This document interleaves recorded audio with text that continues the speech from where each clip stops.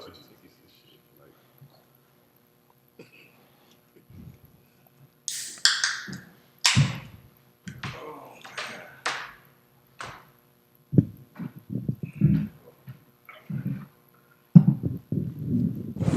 Did y'all niggas drink all the Douce? What's good, fellas? I think y'all drunk all the juice. Shit, I need it today, boy. Hey, look, man. Yeah, I don't know if whatever y'all didn't. I know I haven't had any, so whatever's left over is left over. I need that shit today, boy. Woo. Shelton, let me tell you, you know how them days are where you used to work, where I still work. Nothing in the system was going right. Goddamn busy beginning to end. Bro, I didn't even check in inventory until 7:30. The world back open, man. Oh wow. Yeah, bro. Yeah. I don't know. Crazy. Especially Georgia. Yeah. Georgia been acting like COVID ain't even happened though. Yeah, but now it's for real, for real. Yeah. Yep. Somebody say rest in peace, DMX. Did he pass? To who? DMX. Did he pass already? He probably did. Because I know the Heat were playing one of his songs.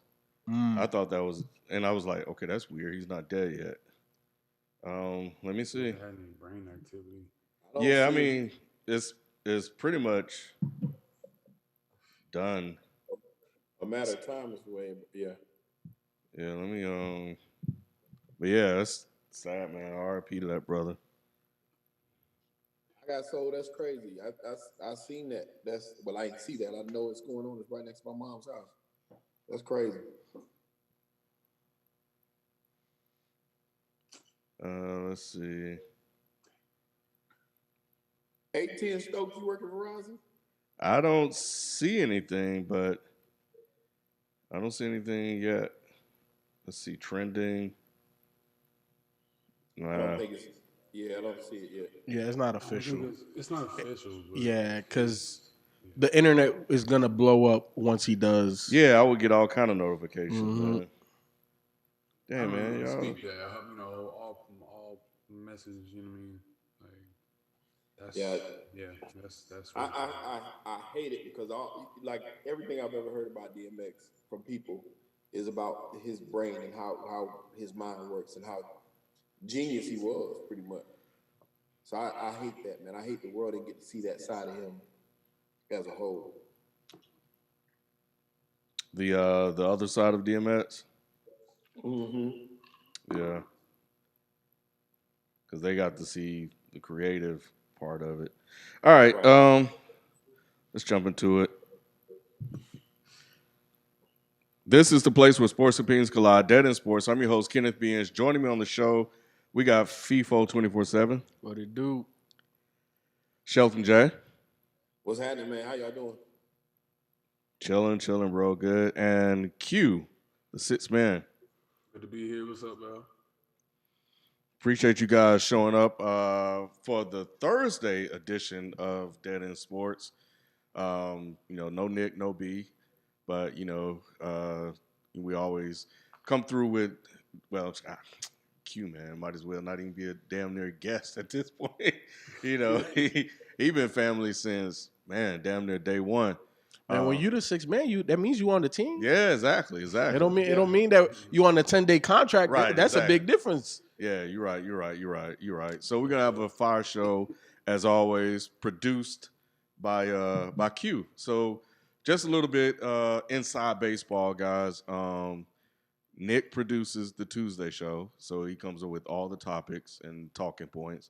And then on Thursday, Q is taking on that task for tonight's show. So that's kind of how we doing things here. And I already saw it, man. It's a pretty good show that we have outlined. In addition to us talking about the ridiculous list that ESPN put out, which, is what they do. So anyway, I guess we're going to start there before I hand it off to Q. Let me see if I can pull up this dumbass list. Hold on, man. Where in the is meantime, this? man, did y'all? Q, I'm sorry for putting this in there, but did y'all see today where the football player killed the 5 people in the family? What was his name? Philip Adams killed he played with the Falcons and he played with San Francisco. He killed the doctor. That was in my hometown. It was in Rock Hill. It was in my hometown. It's been all over the news today, but he was murder-suicide. He murdered his doctor and his wife, his doctor's wife, the two grandchildren, and one of the HVAC workers that was at the house working on the house. And he shot, I think, daughter-in-law too, and ended up killing himself. It was real tragic. It's been all over the news, man. CTE, or and I don't know if that's it. In my mind, I'm thinking that's what it is, but it's a powerful thing, and that's crazy. That kid hit really close to home. He went to me and Kyle's University, South Carolina State, and he's from Rock Hill. It was just a crazy day today as far as that's concerned. So rest in peace to those families, and my prayers go out to those people. If you have a chance, take a look at that. Yeah, sad story. Indeed, man. CTE would definitely be a talking point, I'm sure. All right, so let's see. Yeah, so ESPN put out this list, the NBA's best 25 under 25. And I think we did something like this a while ago. But here's what they got. I'll start at 10. Shai Gilgeous-Alexander, Bam Adebayo, Devin Booker at 8, Ben Simmons at 7, De'Aaron Fox at 6, Jason Tatum at 5, Donovan Mitchell at 4, LaMelo Ball at 3, and Zion Williamson at 2, and finally, of course, Luka at number 1. I don't even know where to begin. I'm gonna start. Go ahead. I'll say this: they got the players right. They did. All of those guys are right. In the order, though, I don't know about that. I definitely don't know about that. But here's the thing as well: the context of in which the article was written is not today, but like in the future. You know what I'm saying? This like is we're a potential list. What was that? This is a list based off potential, not by where they are today. Exactly. And if the list is by potential, I still don't necessarily agree with the order, but then I understand more so why LaMelo's top 3. How many years? How many years? Potential. What year? I don't know. I didn't read the article. Okay. I'm just going based off of what I've heard. And I know that the article is based off of projecting in the future. If that's the case, then I understand why LaMelo is higher on the list. But here's the thing, though. Here's the thing. I think LaMelo has a higher ceiling than a lot of players on that list. But a lot of those players, like to me, Zion, I love Luka. And on this program, I've talked about Luka and why I think, he is a superstar and this, that, and the third. To me, Zion has the most potential. And the reason why I say that is Zion is an anomaly. What does Zion do well? Does a lot of things good, but nothing spectacular yet. And he's dominant. He's dominant. If you tell me he's not dominant, then I don't understand what type of basketball you watching now. Can he be better? Of course. He looks like he labors a little bit on defense. Yeah. His tenacity isn't always there. He could be a little bit better. Even shot blocking. I know he's a 6'6" power forward, but he got dumb ups. Use it. You know what I'm saying? He does get rebounds here and there, but the defensive end, the block shots, not even blocking, but changing shots, being that rim protector presence, I think he could do a better job there. Obviously, the jump shot can be more consistent. He shoots 80% from the free throw line, so it tells me that he has a natural shooting stroke and ability, which I think it will lend to better shooting down the road.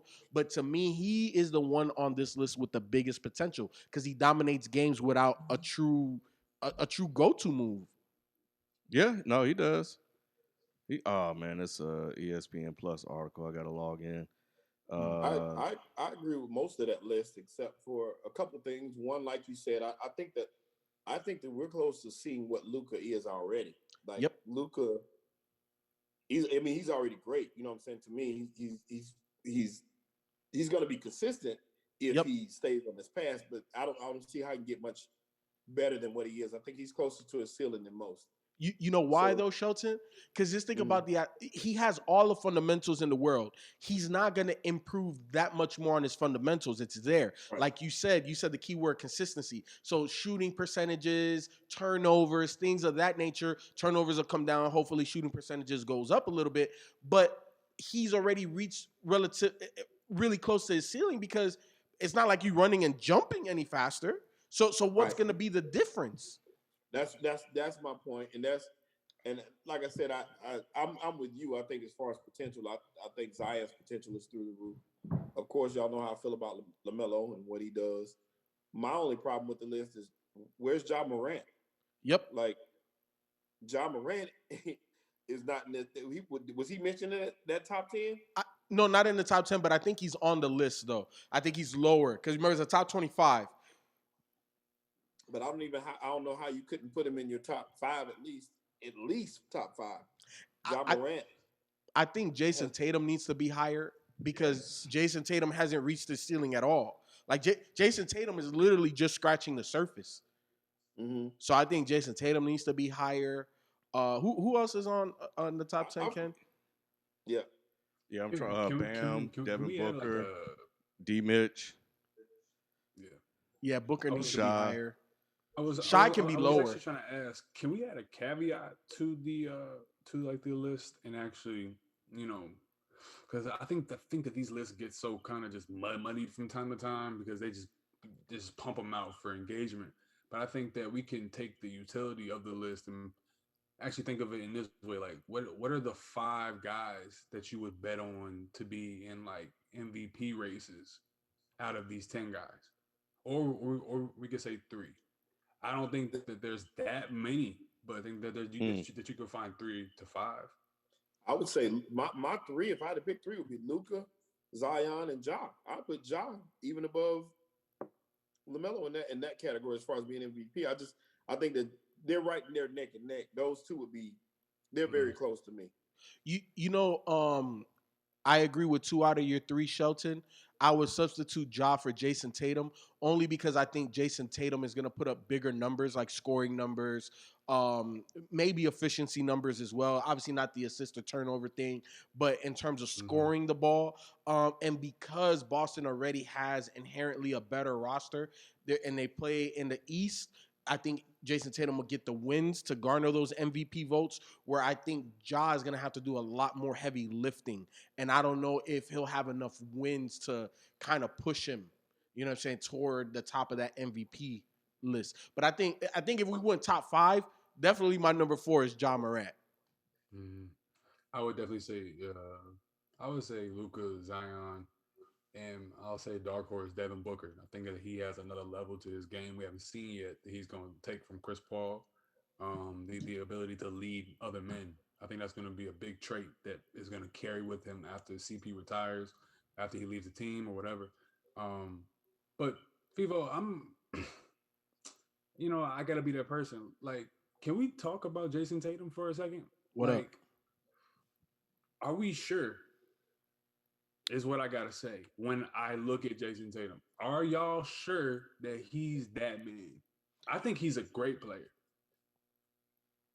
I think he's that guy for a couple of reasons. Number 1, physical stature. He's 6'8", 6'9", incredible wingspan, extremely smooth. And he's the type of guy that's going to get to his spot. A lot like Kobe, a lot like T-Mac, where it doesn't matter the defense that you put on him. Oh, we're going to force him this way. Oh, we're going to force him that way. Understand that the court is his spot. It just depends where he wants to go. You know what I'm saying? So he's just going to take what the defense gives him. And I think that he's just going to become more efficient.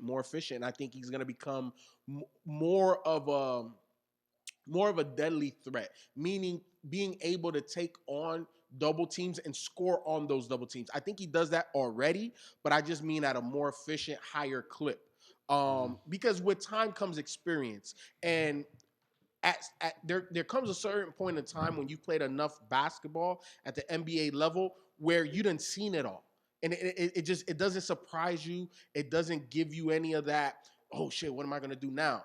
I think Jason Tatum because he played so many minutes as a rookie, he played NBA playoffs deep as a rookie. It expedited his growth, but now he's the man, and they're counting on him. He has to be the number one player on a championship team, and that sometimes takes a little bit to develop into. Look at T-Mac. T-Mac wasn't that in Toronto. T-Mac didn't really spread his wings until he got his own squad in Orlando, and I think that we're seeing the ascension of Jason Tatum.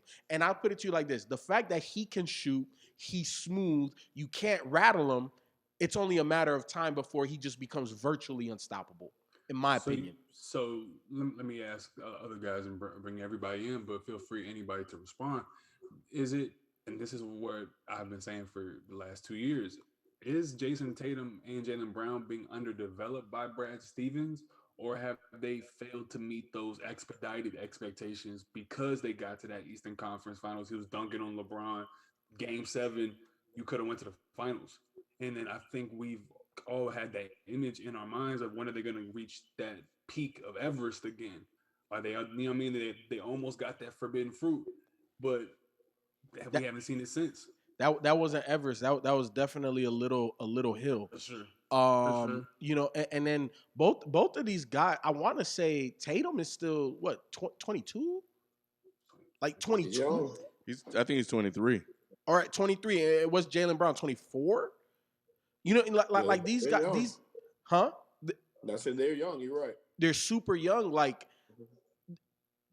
I can't 100% answer that because I do feel a certain type of way about Boston's development now. And I don't know if they are truly maximizing everything or even putting them in the best situations to succeed. But we've seen a lot in a little bit amount of time. But to take that proverbial ascension, it's just sometimes it just takes time.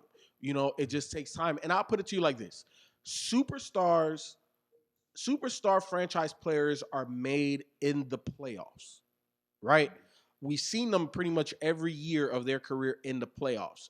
Same reason why I get on Giannis so hard, right? What are you doing in the playoffs when the game slow down? What are your go-to moves? Are they winning in spite of you, or are they winning because of you? Or are they losing in spite of you, or are they losing because of you?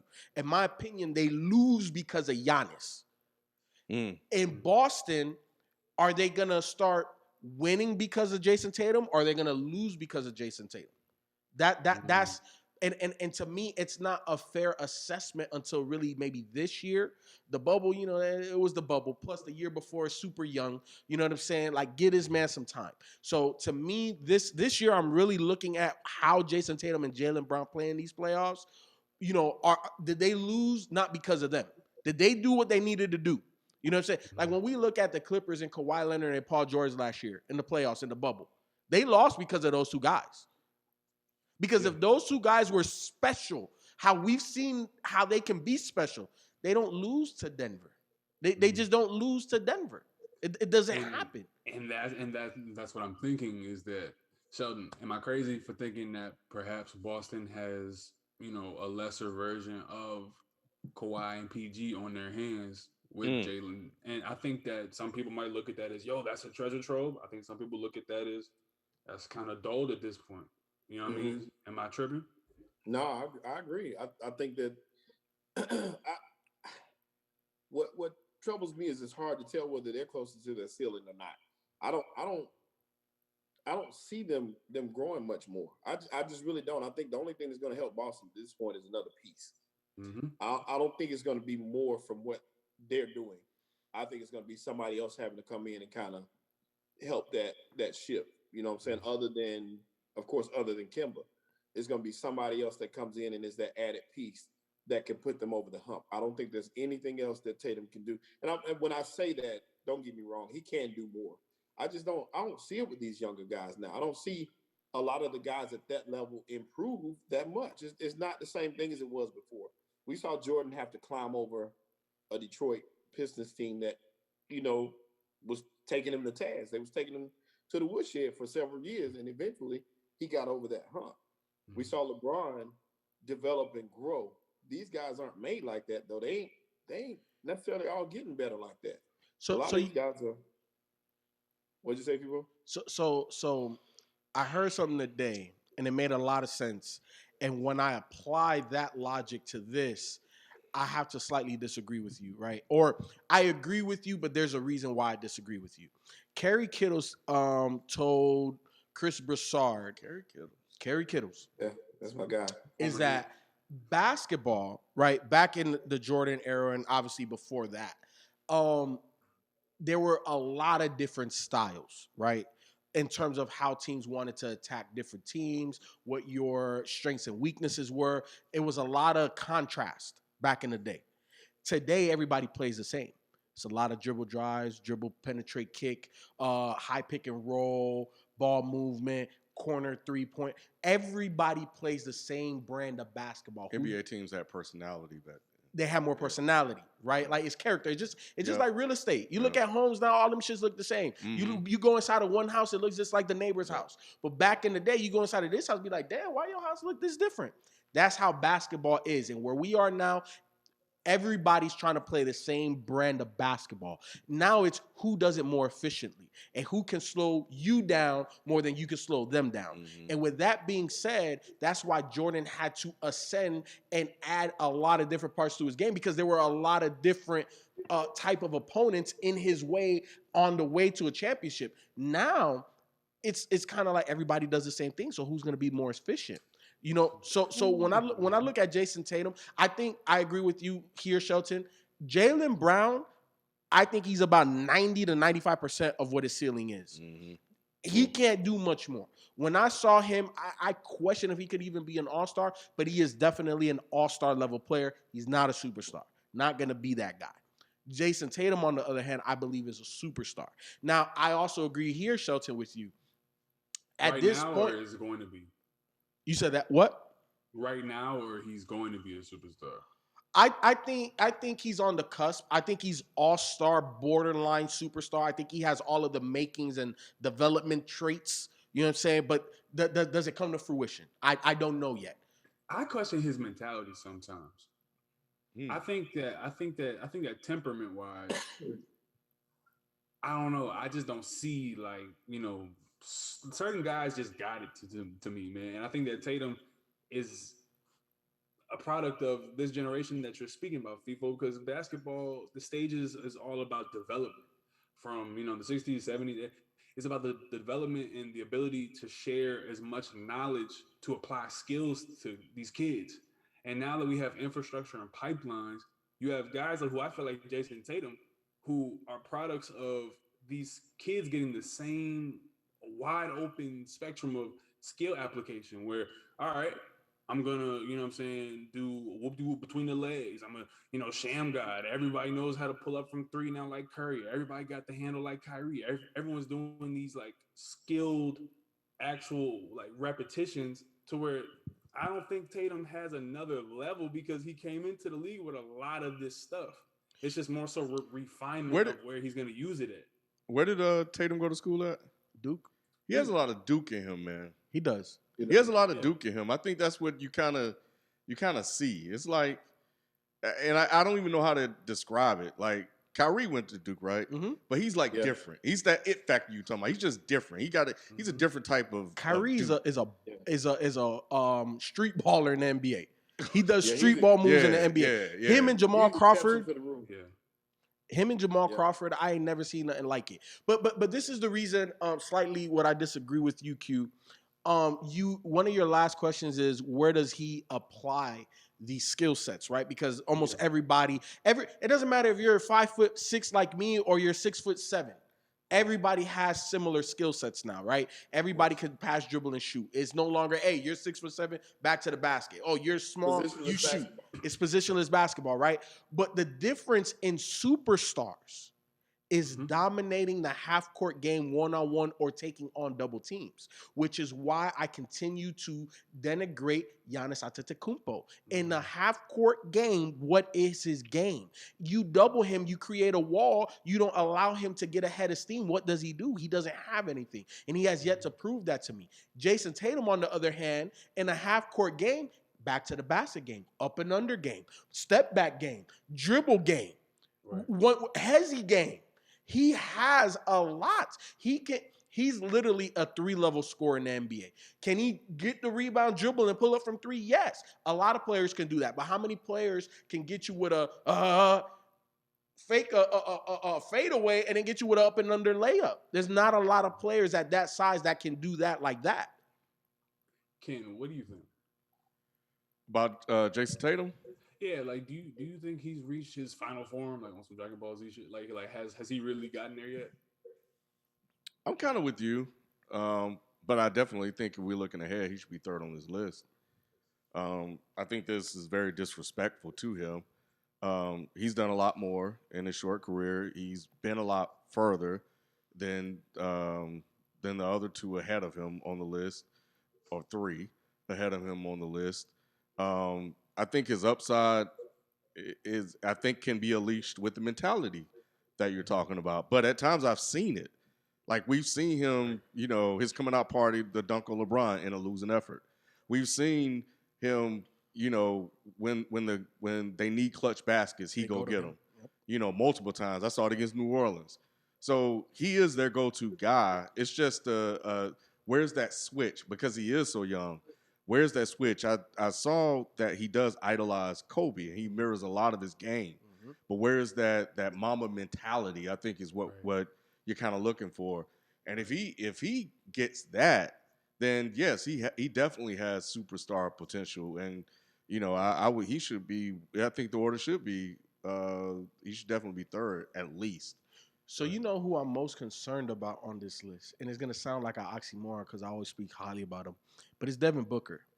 And the reason why is because Devin Booker before this year has had ample opportunity to showcase how he can, elevate others. Mm-hmm. You know what I'm saying? And I think he's very Kobe-like in the sense that he say, fuck the others, I'm gonna get mine.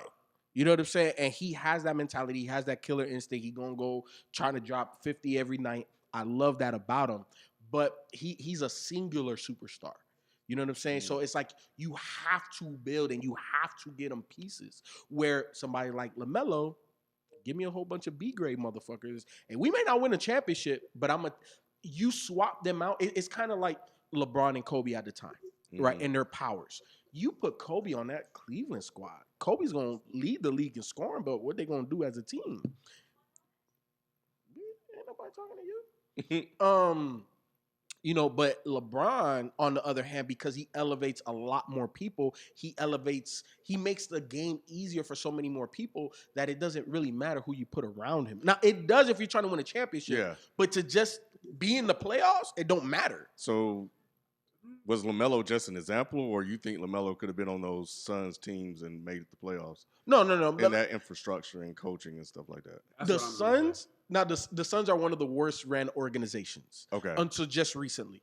You know what I'm saying? So I don't even think LeBron could have went there and done anything. And that's where I'm conflicted at, because a lot of these guys on this list, like I say, a lot of them to me don't have that superstar tag to them. I see a lot of very skilled guys who have reached a certain percentile of player in the world that we will never obviously be as good as, but that don't make you a superstar. Like I'm saying, with Devin Booker, I don't see that yet, but I think he has the potential to, because of that CP3 factor I was speaking I agree with that. When you said he wasn't a superstar, I think that leadership, the ability to play team defense that he's showing now in the last 7 games, it's really going to wear off, and we're going to see if that retains with him after CP leaves or when he retires. You know what I'm saying? Well, here's the thing. This is how I feel.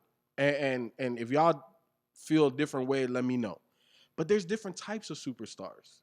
What makes one person a superstar doesn't make another person a superstar, because we're all individuals. So we have to look at. But aren't there foundational principles, though, to being a superstar? Foundational principles. One of my first ones is by yourself. I don't care how many injuries is on your roster, this, that, and the third. As a superstar, you should make the playoffs. I don't care what conference you in. I don't care what your roster look like.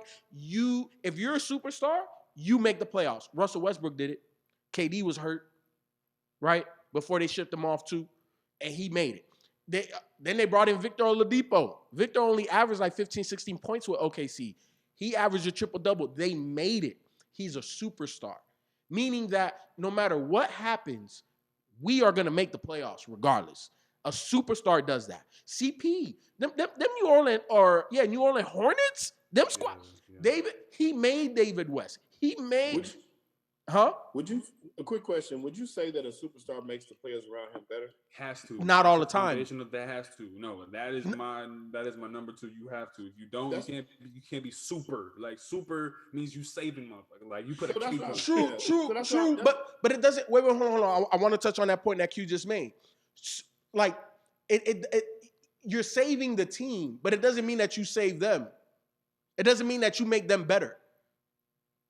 But we can make the case that so much of, the ability to make somebody better also has to do with your coaching staff, man. There's so many guys that we think made so many people better. Aside from LeBron, let me ask you this: how many guys haven't had great coaches to put those guys in a system? No, 100%. But did Allen Iverson make his teammates better? I think when he had Larry Brown, I think when he had Larry But- Brown, and I think that up until probably about 2004, he was making his teammates better, and that's He what does. gave him that Let me- superstar. Here's the thing with me on that. Now, and that's what I was going to ask. I was going to ask that about Booker. I was going to ask you if you thought Booker made his teammates better. Let me say what I'll say about Allen Iverson. There's certain players that make other players believe. I used to say it when Michael Vick was here. This football, the same principle. When Michael Vick was here, these average players, some of these guys were average at best, played at a higher level. Same thing with Cam Newton in Carolina. They played at a higher level because they were around him. They had his energy and his input, his influence. Mhm. Same thing I was going to make the point about LaMelo too in Charlotte. They play at a higher level because they have confidence in running with him. It's like it just changes your whole mindset. So you can make them better that way too. And that's kind of how I felt about Allen Iverson. Because there's different ways to make people better, is what I would like to say. Not that a superstar don't make people. You have to, because LeBron made people better. Kobe, once he got to his later years, I feel like he understood in the triangle how to make people better. During the early Shaq years, I thought he did make people better. It was just those 06 years that. So let's define it. Let's define it, because Shelton, I like what you said, because it's not always the production. Like sometimes you're great, like Carmelo. Carmelo was a superstar, but he didn't necessarily make his teammates better in a sense of their production increasing. But I agree with you in terms of making people better based off of their belief. Oh shit, he's really the guy. I got to play my best, because I believe that he could take me there. So I know I got to be on my P's and Q's. So a superstar does that. A superstar doesn't always raise the production, right? But a superstar instills belief, right? Like that's the pillar. No matter what happens, and again, goes to my point of saying, no matter what happens, you make it to the playoffs. Because part of that, I agree with that. James Harden in Houston. Yeah, because we talked about Allen Iverson. You think about who he played with. Eric Snow probably wouldn't have made any other team at the time. But here he is, he's on this team that made it all. Same thing with Aaron McKee. Those guys weren't household names and great players. They were with Iverson, so they played above their level. And Larry Brown. Exactly. So I was going to go back to Q's point. I was going to go back to Q's point, because what great coaching does, great coaches aren't for the superstar guys on your team. It's for everybody else. The coach's job is to figure out how I can maximize everybody else, because your superstar going to do what he does. Like, do you think you had to coach Iverson to be great? Allen Iverson was Allen Iverson. No. Hey, all you other guys, this is what I need you to do, because I'm going to let him do what he need to do. So many Sixers teams, to your point, before the 01 season, looked at Iverson as, all right, let's just, let this guy run wild.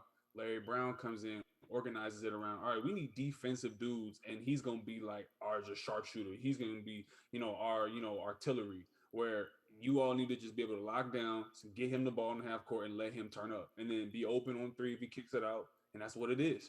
And I think that great coaches organize mediocrity into sufficiency. You see what 100%. I'm saying?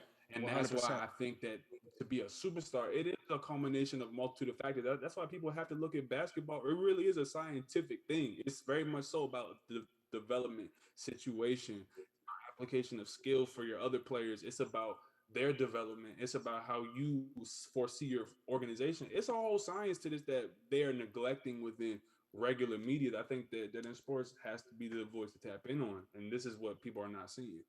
Yeah, I think the most important skill set, even over your fundamentals, is mentality. Mentality will make or break you. Belief Yep. will make or break you. So I definitely think that, like, when you're looking at these guys, how are you evaluating their mental?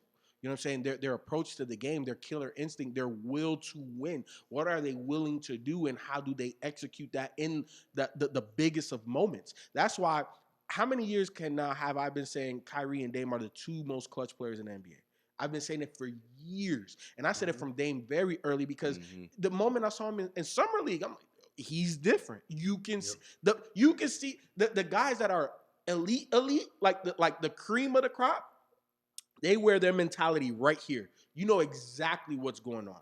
You know when they're gonna shoot. You already know they're not gonna pass the ball. You already know that this is their time to shine. Again, why I go so hard at Giannis. In the play, he don't want the ball, bro. He don't want to shoot no free throw. You can't get him. You can't even get him the ball to get you to the free throw line. Mm. Well, the last thing I'll say about the list, and then we'll move on, is that there was a clear agenda behind it, and the agenda was LaMelo Ball, but he is taking the league by storm, Ken. Let's be honest. And I'm fine with that. Okay. That's not, and that's why there's an agenda. Mm-hmm. Because there's no way he's like the new Penny, man. He's Huh? like the new Penny. Say what? He's like the new Penny. You talking about like the little penny doll and shit like that? I'm talking about in terms of like his advertising and just like, to me, just like his build as a player, like the way he play the game, like it reminded me of Penny a lot. Like, oh yeah, I feel that. No, LaMelo has been good. Bounce. Penny's bounce was way crazy. Don't get it. That's why I was looking a little crazy. Like, whoa, that's why I needed some clarification. Hold on. Yeah. Penny's bounce was crazy. Yeah, and I feel that, but I think like, you know what I mean. I think Bobby Marks had him like 8th, and then the other guys had him like 3rd and 4th. I think 8th would have been fair. Is Ben Simmons too high on this list? Ooh. I think Ben Simmons is a very big question mark, only because he's very close to the ceiling now. But if he adds a jump shot, then it's like, whoa, we looking at LeBron 2.0. Because he does everything Bron does minus shoot. And even though Bron couldn't shoot early on, he would shoot it. Yeah, he shot it. He shot it. He wouldn't make a lot, but he shot it. Yeah, he did. Ben just don't want to shoot.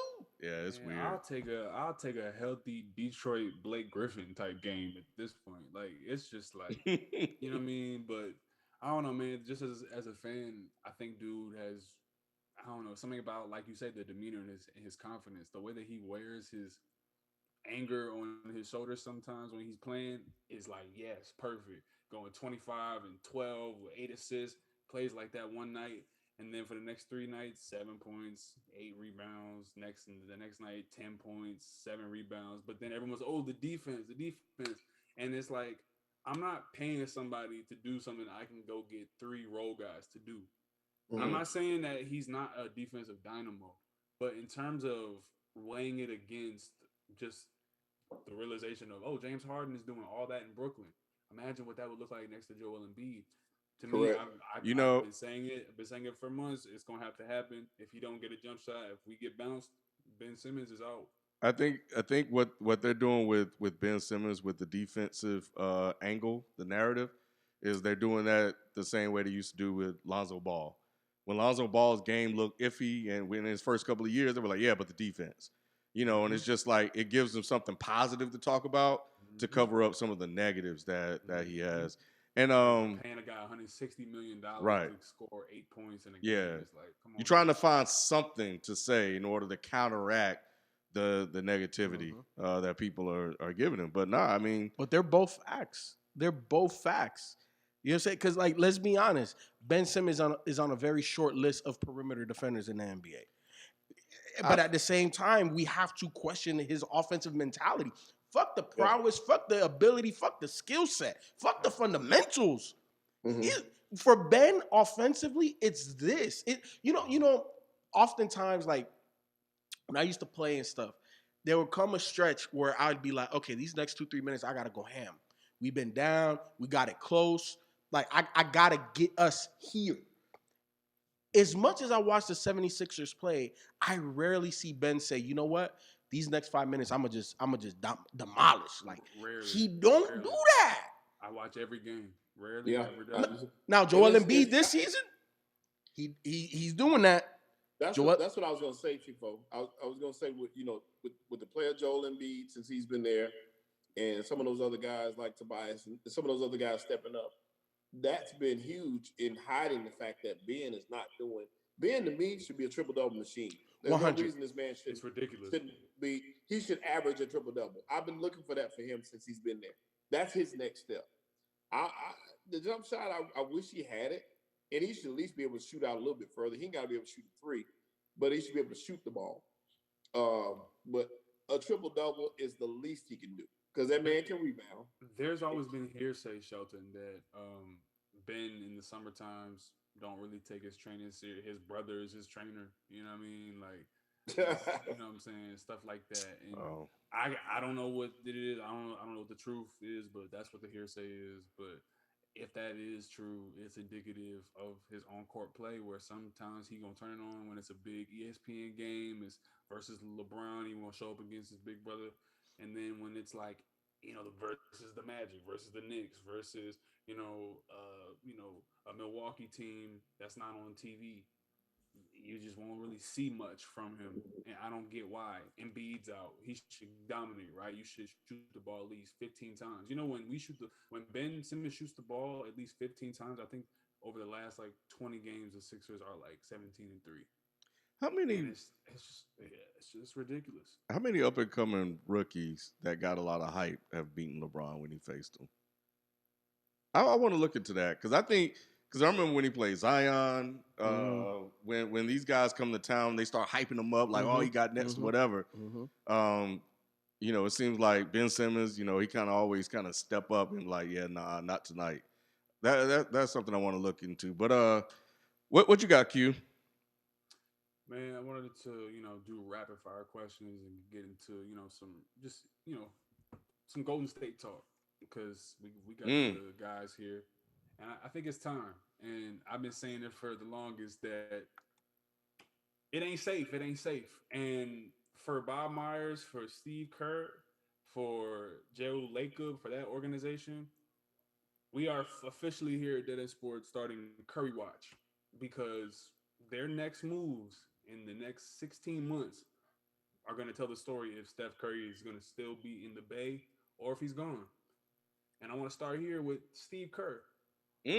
Everyone called Dennis Rodman crazy when he was like, Steve Kerr can't coach a lick. Everyone said he was insane. Everyone said, oh man, Steve Kerr, blah, blah, blah, blah, blah. I'm not going to take a side on this, but I have to ask you all, where do we stand with Steve Kerr? The Golden State Warriors are in the 10th seed. It's the second season in a row. We haven't seen much development from players. We haven't seen a big impact of his philosophy actually take hold with guys like Wiseman. He's holding back his development, in my opinion. I'll make that claim. And I think that it's time that we actually just discuss who is Steve Kerr. Sometimes when I say things on this show, it takes a minute. It takes a minute for the truth to come out, for the real truth seekers out there. And here we are. Here we are, Q, with Steve Kerr. What did Joe Lacob say? He said they're light years away from other teams. You can say that when you got Klay Thompson, Steph Curry, and then all of a sudden KD. But when you don't have that, oh man, it light years turn into a black hole or something. I don't know. It don't look good. Now here's the thing. Here's the thing with Steve Kerr. Because I came on this show and I questioned Steve Kerr. FIFO would berate me, jump on me, have me look at the game a little bit differently, look at his coaching a little bit different. I'm like, okay, well, maybe he can do some things here and there. But when you have players like that, it makes the job easy, right? Yeah. So you take away those players. What do you do as a coach? Are there certain things that you do that you could say, well, like, what are you going to do? Like the wins and losses, those are counting stats, but, you can kind of see, like you said, players are developing and you're coaching guys up and stuff like that. Last year when they didn't have a lot of players, you understood it. It made sense for them to suck as much as they did to a certain degree. This year, there's no excuse. I'm sorry. You got a top pick in the NBA draft in James Wiseman that you're underutilizing. You know, say what you want about Andre Wiggins, but you got him. You got Oubre, who we saw could play. You know, I know people joke about him, but if you guys saw him in wherever he was at, Washington or whatever, not Washington, in Phoenix, the man can play. He doesn't even look like he can play anymore. You know, and then of course when Kerr and Draymond come back and he's saying crazy shit, they only look good when Curry's on the court. They only win when Curry's on the court. So is Kerr's secret sauce? Is that the thing? He has way too, but FIFO, he has way too much talent on this team to be in 10th place. Look, I'll put it to you like this. Who is Steve Kerr, FIFO? So hold on. Before I answer that, I gotta go back and forth with Ken real quick. Name me 2 great coaches that have won without their main guy. Spo is one. He won without his main guy? He's winning with he has won without his main guys, yes. You just started to rotate the pieces out. Well, you already know how I feel about Spo. I've been put Spo in the top 3, and I think he's very underrated. That's why I recognize Spo as a coach. Pop wins without main guys. He'll get to the playoffs, but he's lost. He's had 2 guys, LaMarcus and DeRozan, and they've been. But it's LaMarcus and DeRozan. Yeah, come on now. Yeah. That's who they are. But yeah, and that's why they had. Point though. Yeah. All right. So look, in my opinion, who Steve Kerr is? I think Steve Kerr is really good at his job, and he's been good at every job that he's had. His first job post NBA career was the GM of the Phoenix Suns, the D'Antoni Phoenix Suns. Mm-hmm. He's the one that architected in terms of let's get this person, let's get Shawn Marion, let's go get Joe Johnson, let's get this player, let's get that player, right? Obviously, the key centerpiece was Steve Nash. And then you got to go get D'Antoni. But then all of that other stuff, that was all Steve Kerr. So great at being a GM, in my opinion. Then he goes down and he becomes the head coach of the Golden State Warriors. And he made immediate changes of what Mark Jackson was doing that were immediately positive. Draymond into the starting lineup, more ball movement, less pick and roll in terms of letting Curry or whoever the ball handler is making a lot of those decisions. That led to championships. Part of why Joe Lacob was saying that they are light years ahead not because of Steph Curry and the players that they have, but the brand of basketball that they displayed. Not only are we super unselfish on the offensive end, we are super connected on the defensive end. Mm-hmm. With all of the injuries, catastrophic injuries, because we're not just talking about like a rolled ankle, you out for 2-3 weeks. Mm-hmm. We're not talking lingering hamstring injury. We talking ACL, ruptured Achilles, broken wrist. Like we're talking serious, for most players, career altering, right? Career altering injuries. Mm-hmm. All that being said, I do have to knock down Steve Kerr a notch though, because remember when I always use this example. It was a Christmas Day game. It was the Miami Heat LeBron era. Against the San Antonio Spurs, both LeBron and D Wade sat. And I was like, you know what? I actually want to watch this game more because I wanted to see the infrastructure. I wanted to see Coach Spo. And what I saw was like, holy shit, like there's really a system. You don't see it because you got LeBron and D Wade and they just do what they does and then they can go to the system when they need it. Again, why coaching is important for the others. I remember you saying this. Yep. However, when I watch the Warriors, it's like, okay, what is the identity? You know, and I know that they've also turned over a lot of that roster almost year after year. So in terms of developing, they haven't kept nobody. You know what I'm saying? Because the more success you have, it increases literally the financial value of some of your players that you want to keep. Therefore, you can't keep the Leandro Barbosas of the world, who was like the second or third string point guard. No, he went to the Lakers like a year or two ago. I don't even think he's in the league. Huh? Quinn Cook. You know what I'm saying? I really liked him. He's like a Boobie Gibson type player. You know, somebody that you could probably keep around on the cheap, but they decided to let him go. So they really have not brought in anybody outside of their core that has been there. But the talent on the team is better than some of the talent he had last year. And bro. that to me is the failure, and that to me Yeah. has been the failure here, and it's going to ultimately, one way or the other on the pendulum, it's going to either go one way where Steph is gone, or they get it together on a complete organizational front, and they make him stay with something that's enticing to his last couple, hopefully 6 years of his career, 6 years plus. He can shoot for forever. But in terms of, the moves, in terms of the Wiggins, the Oubres, the Wiseman, the guy who went on ESPN and was, laughed at for not being, even known for being on the Warriors. You have this many, just kind of mismatched pieces. Clay comes back. We add that in. Draymond has regressed completely. And we think that KD, who missed 7 weeks with a hamstring because he's coming off an Achilles, that Clay next year is just going to be the same defensive game 6 Clay. I don't think that is realistic. I don't think that is something that Steph Curry is totally convinced on. And I don't think anybody's biting on a James Wiseman and some compensatory picks that you've gotten in some good trades to bring in a Bradley Beal or bring in a Zach LaVine. That's not going to happen. Yeah. So Steph Curry has to be looking at the right on the wall, y'all. So am I tripping for thinking that Steph is looking at that All-Star game with Bron and like, oh no, no, you're not tripping at all. And I would say this, I think that the situation with Golden State more so has to do with the front office more than Steve Kerr himself. And the reason why I say that is the mentality of the guys that they brought to that team. Think about the upstart Warriors. David Lee, hungry.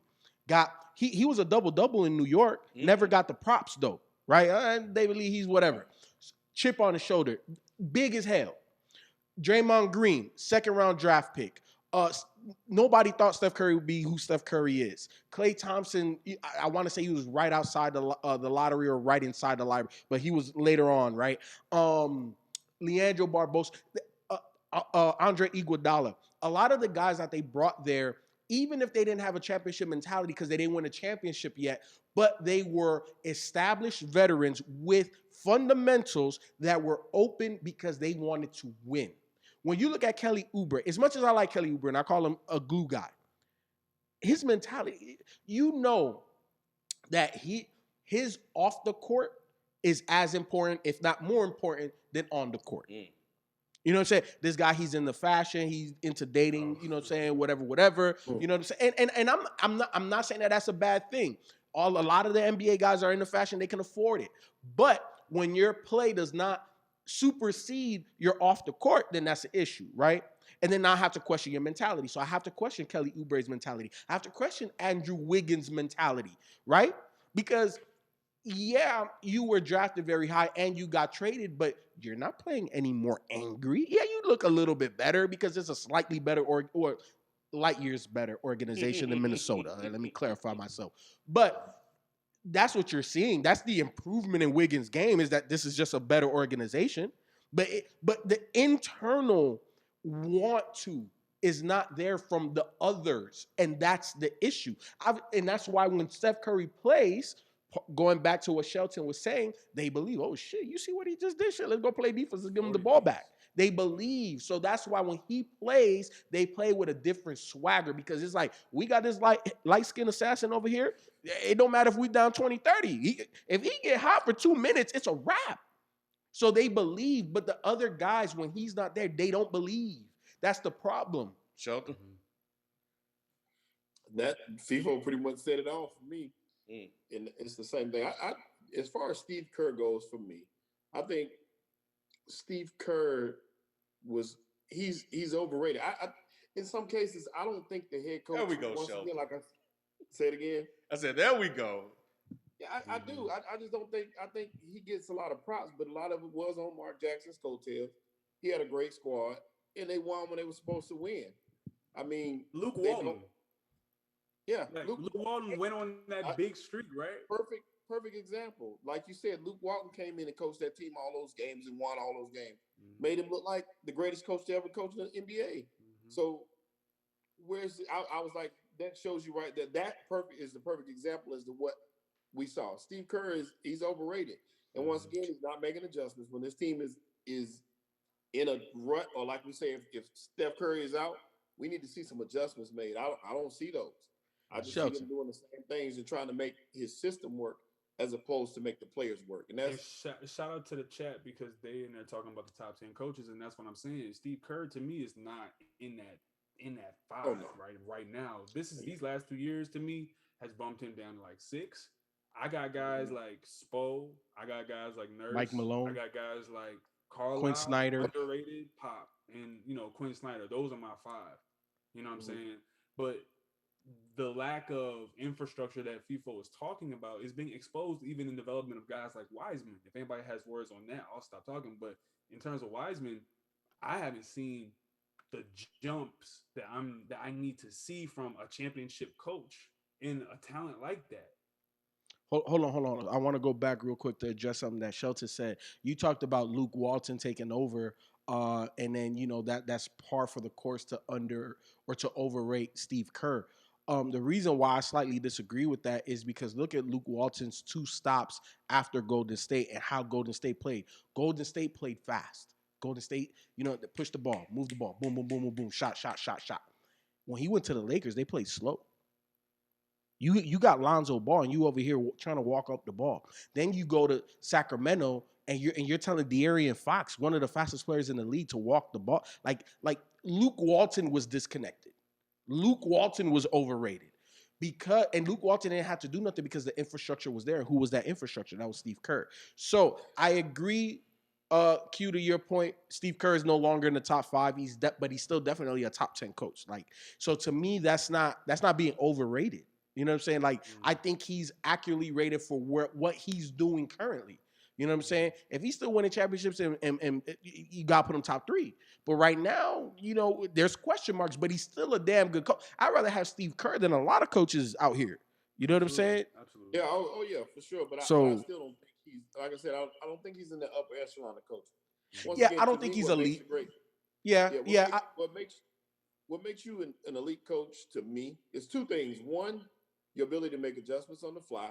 If we can switch some things up to make some things different, to make it a little difficult for the other team to score, or make you put the ball in the basket easy, makes you great. And your development of players and their leap and their jumps and how they get to the next level. Those 2 things are what. How many, would you say adaptability is also one of like an elite coach? Because to me, not necessarily. No. I gotta give adaptability nowadays. Not talking about all time, because the conditions changed, the skill level has changed, and I think that adaptability now has become the survival of the fittest in the NBA. Where, like you said earlier, every team is basically playing that high pick and roll, and they're playing that kick out. And mostly on defense, everyone's just roaming, everyone's just switching. So it's the same body types. It's just different refinement of roles now. But the coaches, I feel like, have gotten to a point where only the elite of the elite can say, oh, you're countering us this way. All right, well, now I'm going to start, running the offense down the low block, and I'm going to kick out, and I'm going to bring the action back up. These are certain things that I think guys like Spo, I think Quinn Snyder does it. I think Carlisle does it. I think Pop is doing it now, what he's doing with San Antonio. And I used to think Steve Kerr did it, but I'm not seeing that now. He don't have a roster to again. I think it comes down a lot to the guys. I don't think that they have the 60 right points to the Raptors though. FIFO 60 points. Hey, look, 60. I saw the highlights of that game, man. And Curry didn't play. Like what? Like 60. Hey, look, they struggle. They struggle. They don't have any guy. Think about this. Name me one guy in their roster that you can say, look, man, we down 10. Go get us a bucket. I don't even know more than 5 guys on the roster. And I watch the team whenever they're on TV. I don't know, man. Clay can't fix this. So Nah. are we seeing Steph looking down the coast in Los Angeles? Are we seeing that? 100%. 100%. Look, I think the All-Star game has now become the biggest recruiting game ever. And the main reason why I say that is look at how they change how who plays on what team. Right? Like it's just like back in the street ball. So you already know that the two most popular players are going to pick their team. So if I'm already that popular, and then I go pick guys that I know, hey, you know what? This guy about to be in a contract year. Yeah, man. Hey, yeah. Let me get this guy. Hey, bro, what you gonna do? Oh, you not gonna do that? Hey, man, you know what, man? Hey, let's go out to dinner. I got you, bro. Oh, you want to do X, Y? I got you, bro. Hey, it's like lobbying. Are you playing this summer? I'm playing this summer in the Olympics. Let's just, hey, let's be roommates. You know what I mean? Like, yeah. Or even after the All-Star game, damn, bro, it felt good to play with you on the court, bro. You see them assists, bro. You see X, Y. You can hype it up. You know what I'm saying? Or you can do a trio or quartet. Hey, bro, like what y'all doing, bro? Let's go over here. They got the cap room. They got the, you know what I'm saying? So I think the All-Star game is changing. And I definitely think Steph Curry looked at that situation with LeBron. And I also think, I think the smartest players in the NBA, not only do they look at their own situations, but they look at the landscape. And when you see what the fuck the Nets are doing, you know, like, bro, let's be honest. That shit is a whole all-star team. Like the depth that they have, how many true weaknesses do they have? Like, if you want them, if you want Kyrie to kick it, he kicking it to Joe Harris, LaMarcus Aldridge, Blake Griffin that can shoot. It's not a lot of weaknesses. So if I'm a Steph Curry and I'm like, okay, let me look at the squad. Hell no, I ain't living in no Milwaukee. Charlotte, they not there yet. I like the young pieces, but adding me, we're not really going to be a championship contender like that. Miami, cool, but you know, how much do they have to even give up to get me? You know what I'm saying? Because they're gonna have to move hella pieces to sign a Steph Curry. But if I'm Steph Curry and I'm looking at the landscape, I'm like, okay, who are the top 3 guys in the league? Not considered me. One of them is in Brooklyn, the other one is in LA. I play with the one in Brooklyn. And I played with the one in Brooklyn already. And the one in LA played with the other one that's in Brooklyn. Shit, it's only right that I go play with the King and go try to dethrone Kyrie and KD. It makes sense. Hey, we got a super chat off that same thing. We got a couple of them I missed actually, and I got them. The first one is from Dragon Knight 49. Appreciate you, Dragon Knight. Were the Lakers last year a super team? Nah. Last stream, us in the chat were debating it. Also, what are the current super teams in the NBA? All right, so around the room. Ken, Lakers last year super team? No. No. Q? No. Shelton? No, sir. All right. And then what was the second part of that question? Who are the super teams in the NBA right now? Brooklyn. Ken? Brooklyn, for sure. That's it. Brooklyn. Shit. Yeah. Damn. Yeah. Just Brooklyn. Yeah, Brooklyn. I agree with that. Everybody else is really good. Because nobody has a big 3. Everybody has dynamic duos. They're the only one with a big 3 plus. Yep. Right. Yep. There was a. Did you see the other one, Shelton? Yeah, he said he got them. Yeah, go through them, Shelton. Go through them. Go through all of them. Go through all the super chats right now. Terrence Forrest Jr. Hey, we appreciate all the super chats, man. Keep them coming. That's what helps us keep the lights on. Terrence Forrest Jr., appreciate you.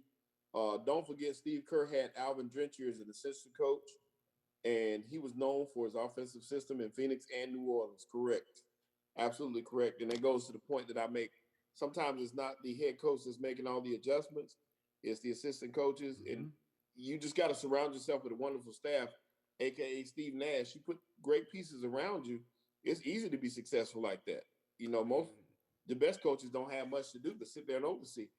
Man, I'm gonna tell you like this: is like we got the 2 Steves getting by on top 50 talents all time, and I think that we got to be honest about that. That you have 3 by the end of their careers, you're gonna have 3 top 50 guys ever on Brooklyn at one time, and you have Golden State. You have 3 top 50 guys of all time. When everything is said and done, 2 of them might be top 10. And it's just it is what it is, man. This is why conversations need context. Can I not say the same thing about Phil Jackson? Can I not say the same exact thing about Phil Jackson? What happened? Should say the same thing. What happened the first time he was devoid of any talent? They drafted Kristaps. What do you mean? That's the GM, all right, fine. Now, though. okay, We saw what Phil did when Mike left. but he still had Scotty. And Scotty was top 50s, top I know, 20 at that but time. He only had Scotty. Yeah. But the only thing you lost was MJ. With a top 10.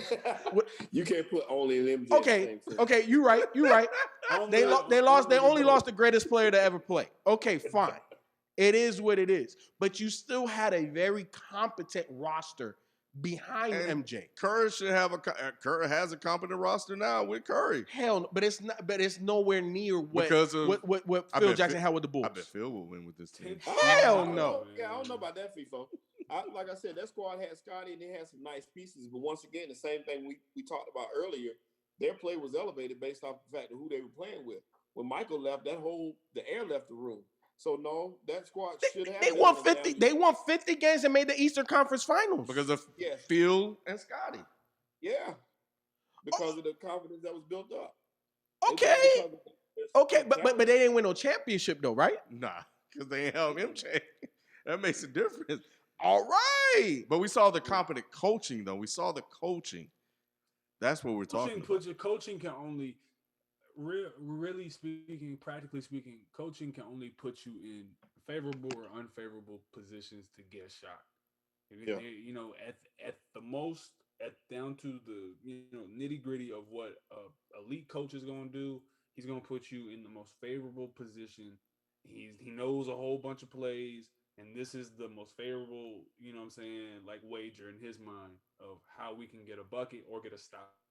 And I think that Phil Jackson deserves to be obviously in those GOAT conversations because he's made the favorable plays. But Tex Winter, man, he is the architect of that triangle. Yep. So, once again, it's about infrastructure and what are the variables that you place inside that infrastructure. Oh, Shaquille O'Neal, the most dominant force of all time. And then, Kobe Bryant, no one's going to argue top 6, top 5, at least, hopefully. So it's like Michael Jordan, top 2 in most people's mind. Scottie Pippen, top 35, top 45 guy. It's cool.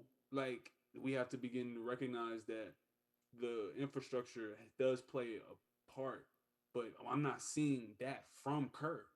I'm not seeing his adaptability in that. I agree, Q, and that's why I said I don't disagree with what you're saying. Like, because at the end of the day, when everything is stripped down, right, and this is part of the reason why I gave Brett Brown a lot of props while he was there, was because they still played hard. They still had an identity. They still, you knew if we're gonna win, this is how we're gonna win, right? And they played to that.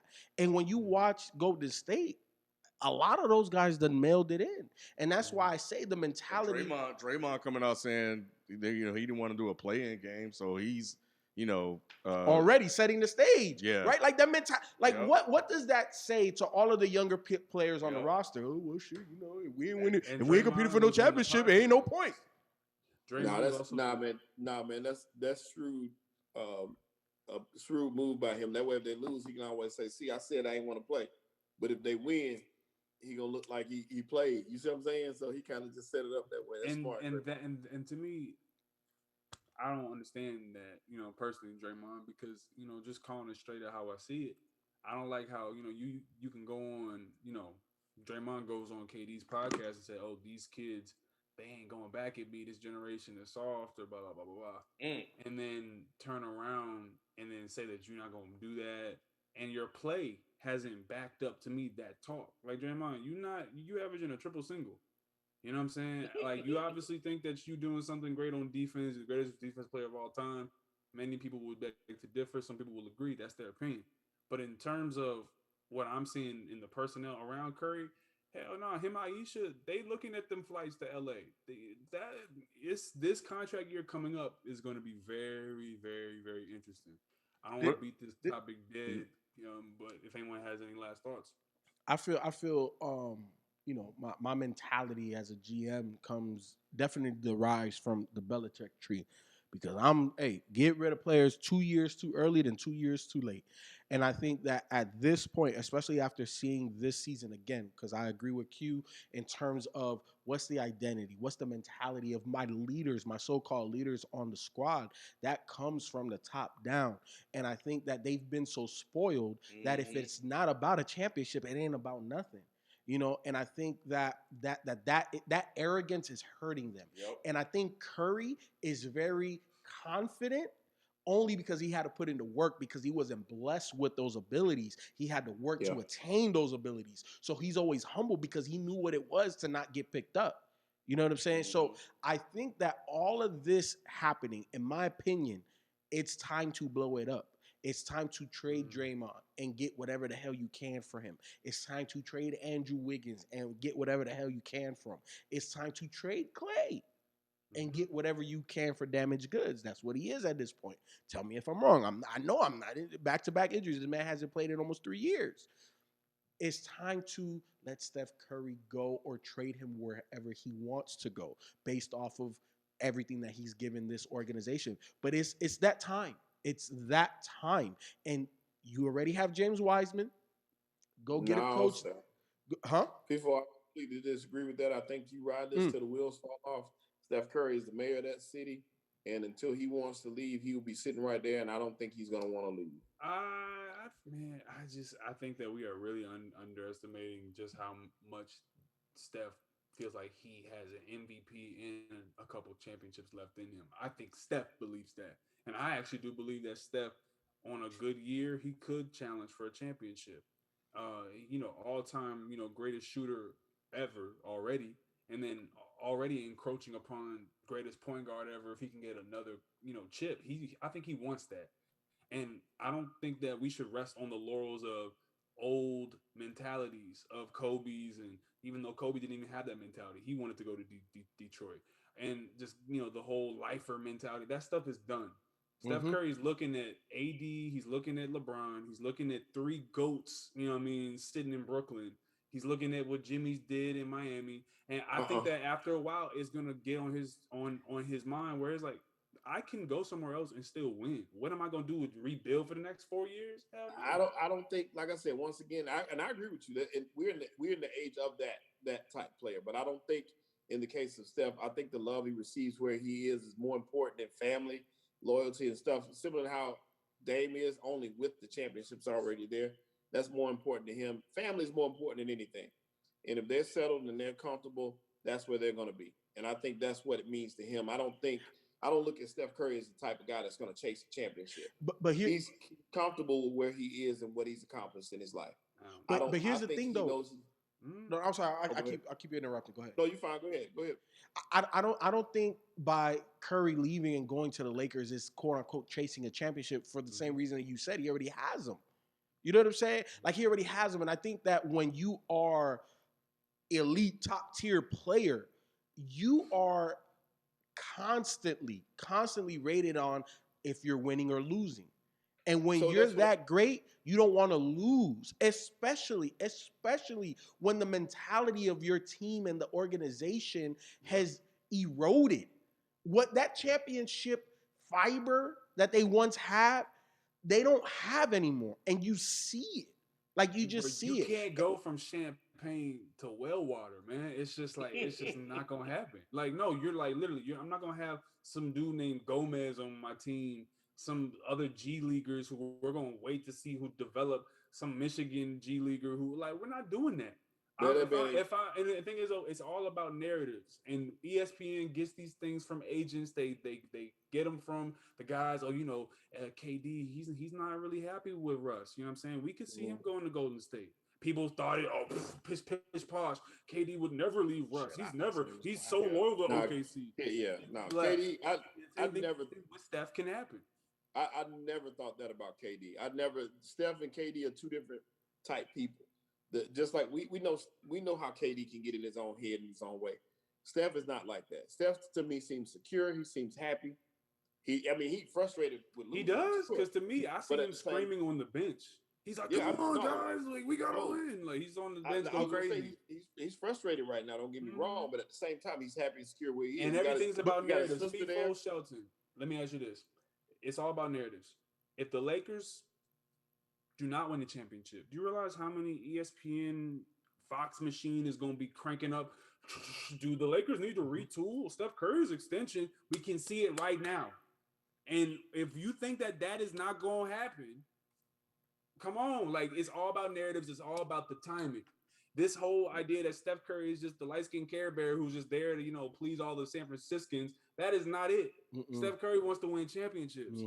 He wants to be the greatest point guard ever. And he don't care what y'all think about him. He let his wife say whatever. He don't care what y'all think, obviously. So it's like, come on, fam. Like, Steph has a mentality to go get it. Yep. You know what Steph Curry is comfortable with, Shelton? Winning. And when your current situation no longer affords you that, then it's time for you to go, because that organization can get rid of you whenever they want you to. So when you got them by the balls and they're not doing what they need to do and holding up their end of the bargain, it's time for you to bounce. You're talking about being comfortable and secure. In all honesty, for any NBA player that has aspirations to do something outside of basketball when your career is over, there's no better town than LA to do that in. You know what I'm saying? And you already know that there's a lot of players, they don't live in the cities that they play for. They live in LA in the offseason. They live in Miami in the offseason. They live in, major markets in the offseason. Right. Steph Curry, I all but can guarantee you, frequents LA in the offseason. He's a very high-profile guy. It would behoove him not to. There's too many business opportunities. You know what I'm saying? He does. And like I said, I'm sure. I just don't see him. Once again, I just don't see that in his makeup. I don't Shelton, see him. I think need to have to go do that. I think you are. It's very. It's a novelty, because me and you and 4 out of the 5 of us grew up in a different basketball era. You know what I'm saying? Like, Q just was kind of born when things started to kind of change. But it's these guys, and I don't even think it's like a loyalty thing. I think that they're looking at their own personal brand. They understand the more I win, the more valuable I am. If I struggle, why? When I don't have to. You know what I'm saying? And I'm not saying that it's guaranteed that he's going to leave, and I'm not saying it's guaranteed that he's going to stay. It's just that when you look at what Golden State is right now and what they have the potential to be versus playing with LeBron, playing with AD, because LeBron ain't going nowhere. Because at LeBron's worst, year 27, he's better than Draymond. Yeah. So if you can win a championship with Draymond, huh? Let me answer Darryl Brown. Darryl Brown in the chat is always, I love Darryl Brown because he's always talking. He always makes some great points. Let me tell you why I'm not contradicting myself, Darryl Brown, because he was bringing up the Russ thing. I'll talk about championships or bust. The reason why I'm not contradicting myself is what I'm saying is what Steph is going to be thinking. That's how he thinks. I ain't say that's how I think, and I ain't say that's what I believe. I said that's what he probably thinks because that's how he carries himself. Also, Steph was raised in that era by a dad that was an NBA player in his own right. So family means everything to a person like Steph.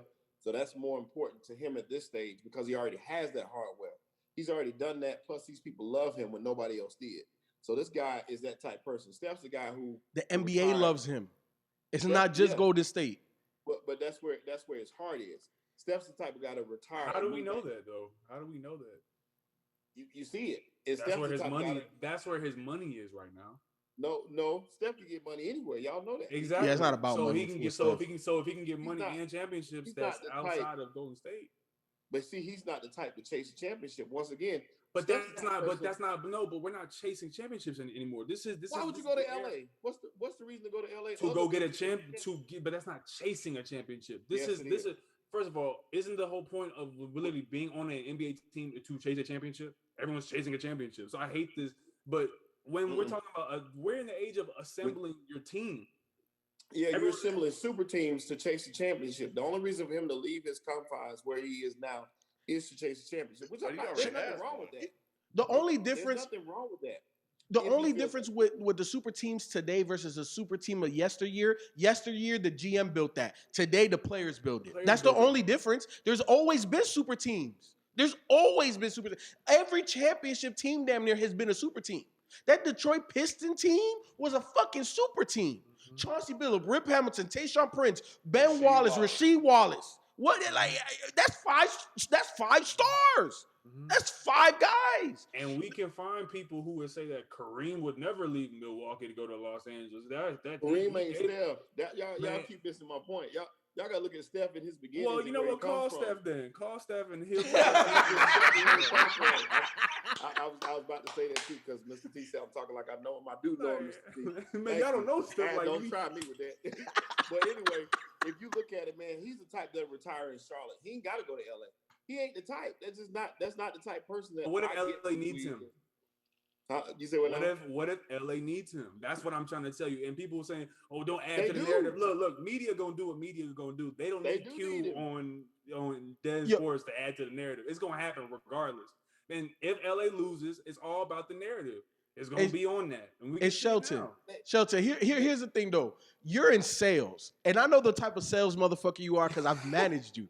So I know you. So you mean to tell me that the best salesperson in the NBA, his name is LeBron James, he comes to you and says, "Hey, look, bro, we done had some great battles. We done had some great all-star teams playing together. We probably gonna play, in the Olympics together.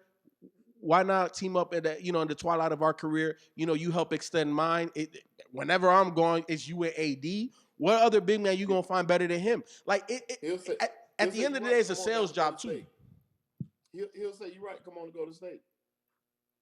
Why must Steph move and go to LA? Why can't he go to state? Why y'all think this man gonna move?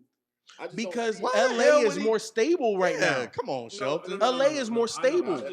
I'm just saying if Golden State does not abide by Steph the way that they do, I believe they'll literally ask him, "Where do you want to go?" Because we're not going to be able to get this together within the time frame to salvage the rest of your career. I think they're that cool of organization. And I know that Steph probably has what people say, part ownership in the team. That's cool. You can still take your talent somewhere else and then still be a stronghold when you retire. Or you come back on some D-Wade stuff. But I can see Steph Curry on a 2-year, 1-1. He's like, you know what, let me go see what this is like. And let me see what this can do for the latter half of my career.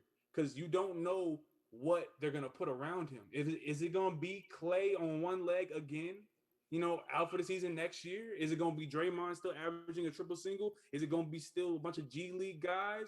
They sent KD to Brooklyn at his request. I believe that they will do Steph Curry the exact same if the variables are not in place for them to get the wins that they need.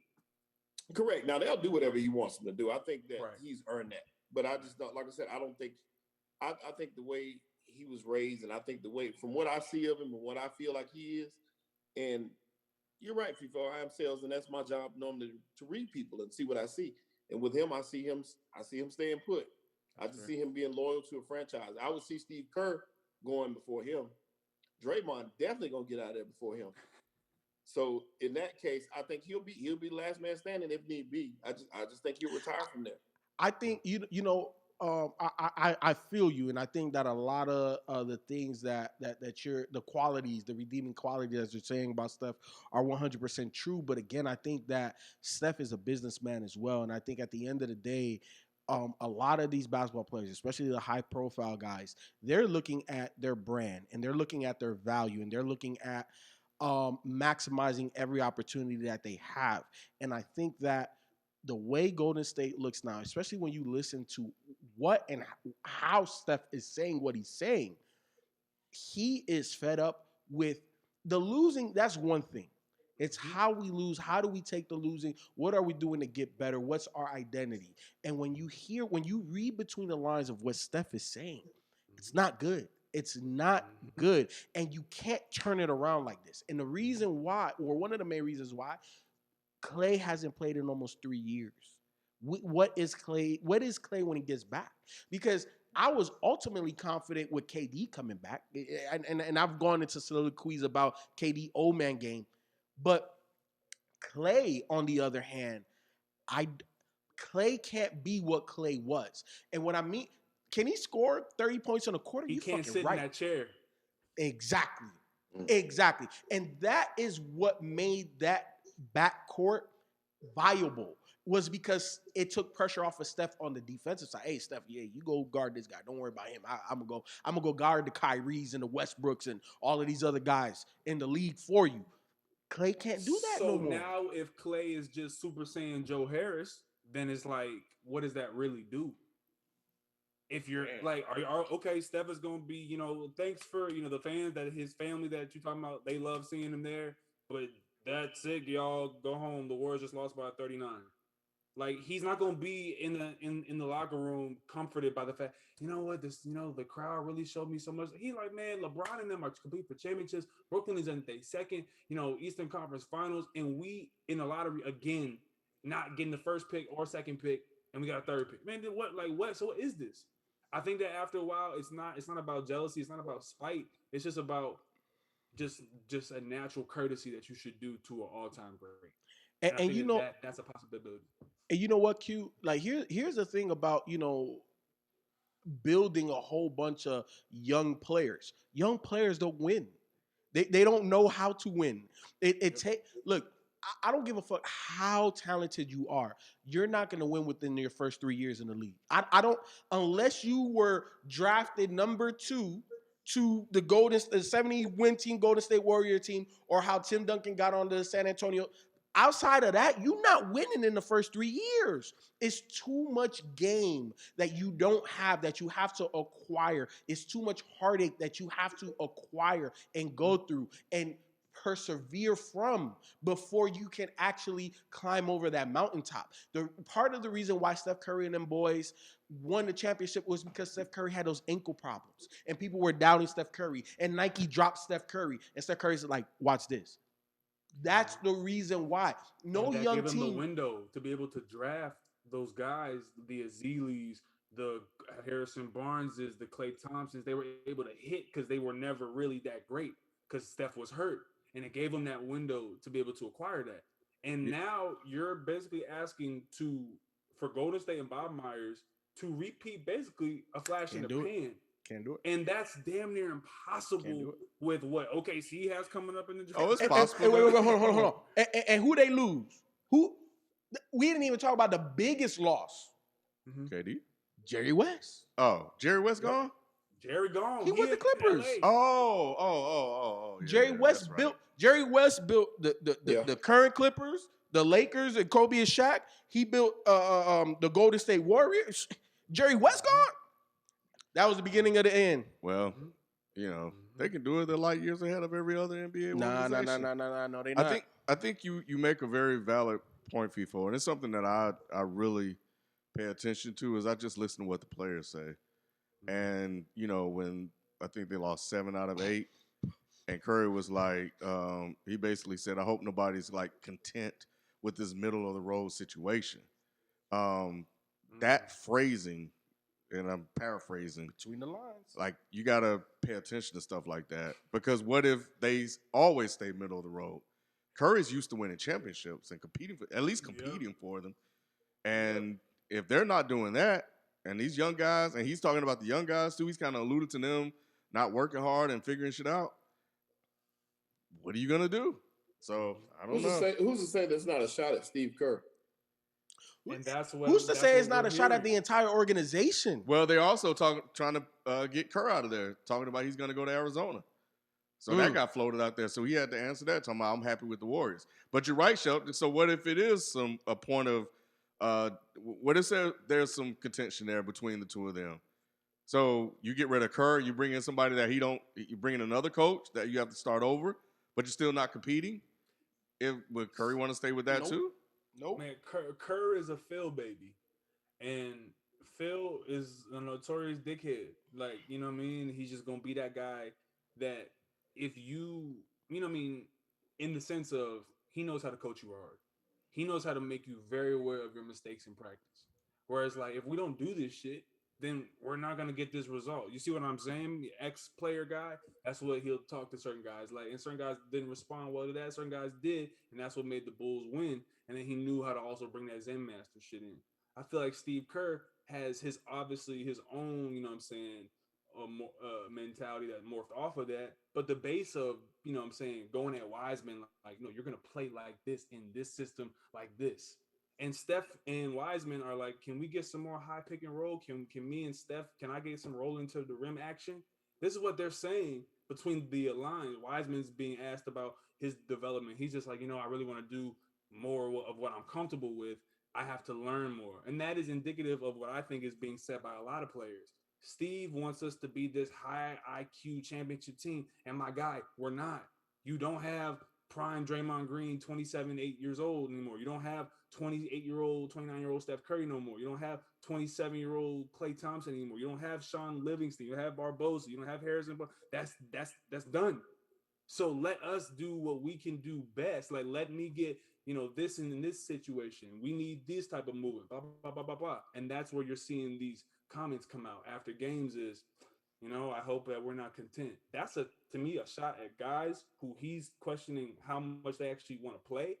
And it's also coming from, a certain type of organizational brass where it's like, somebody give me something, Yeah, like LeBron, what do you say? We top heavy as fuck. Yep. Some things got changed. ASAP.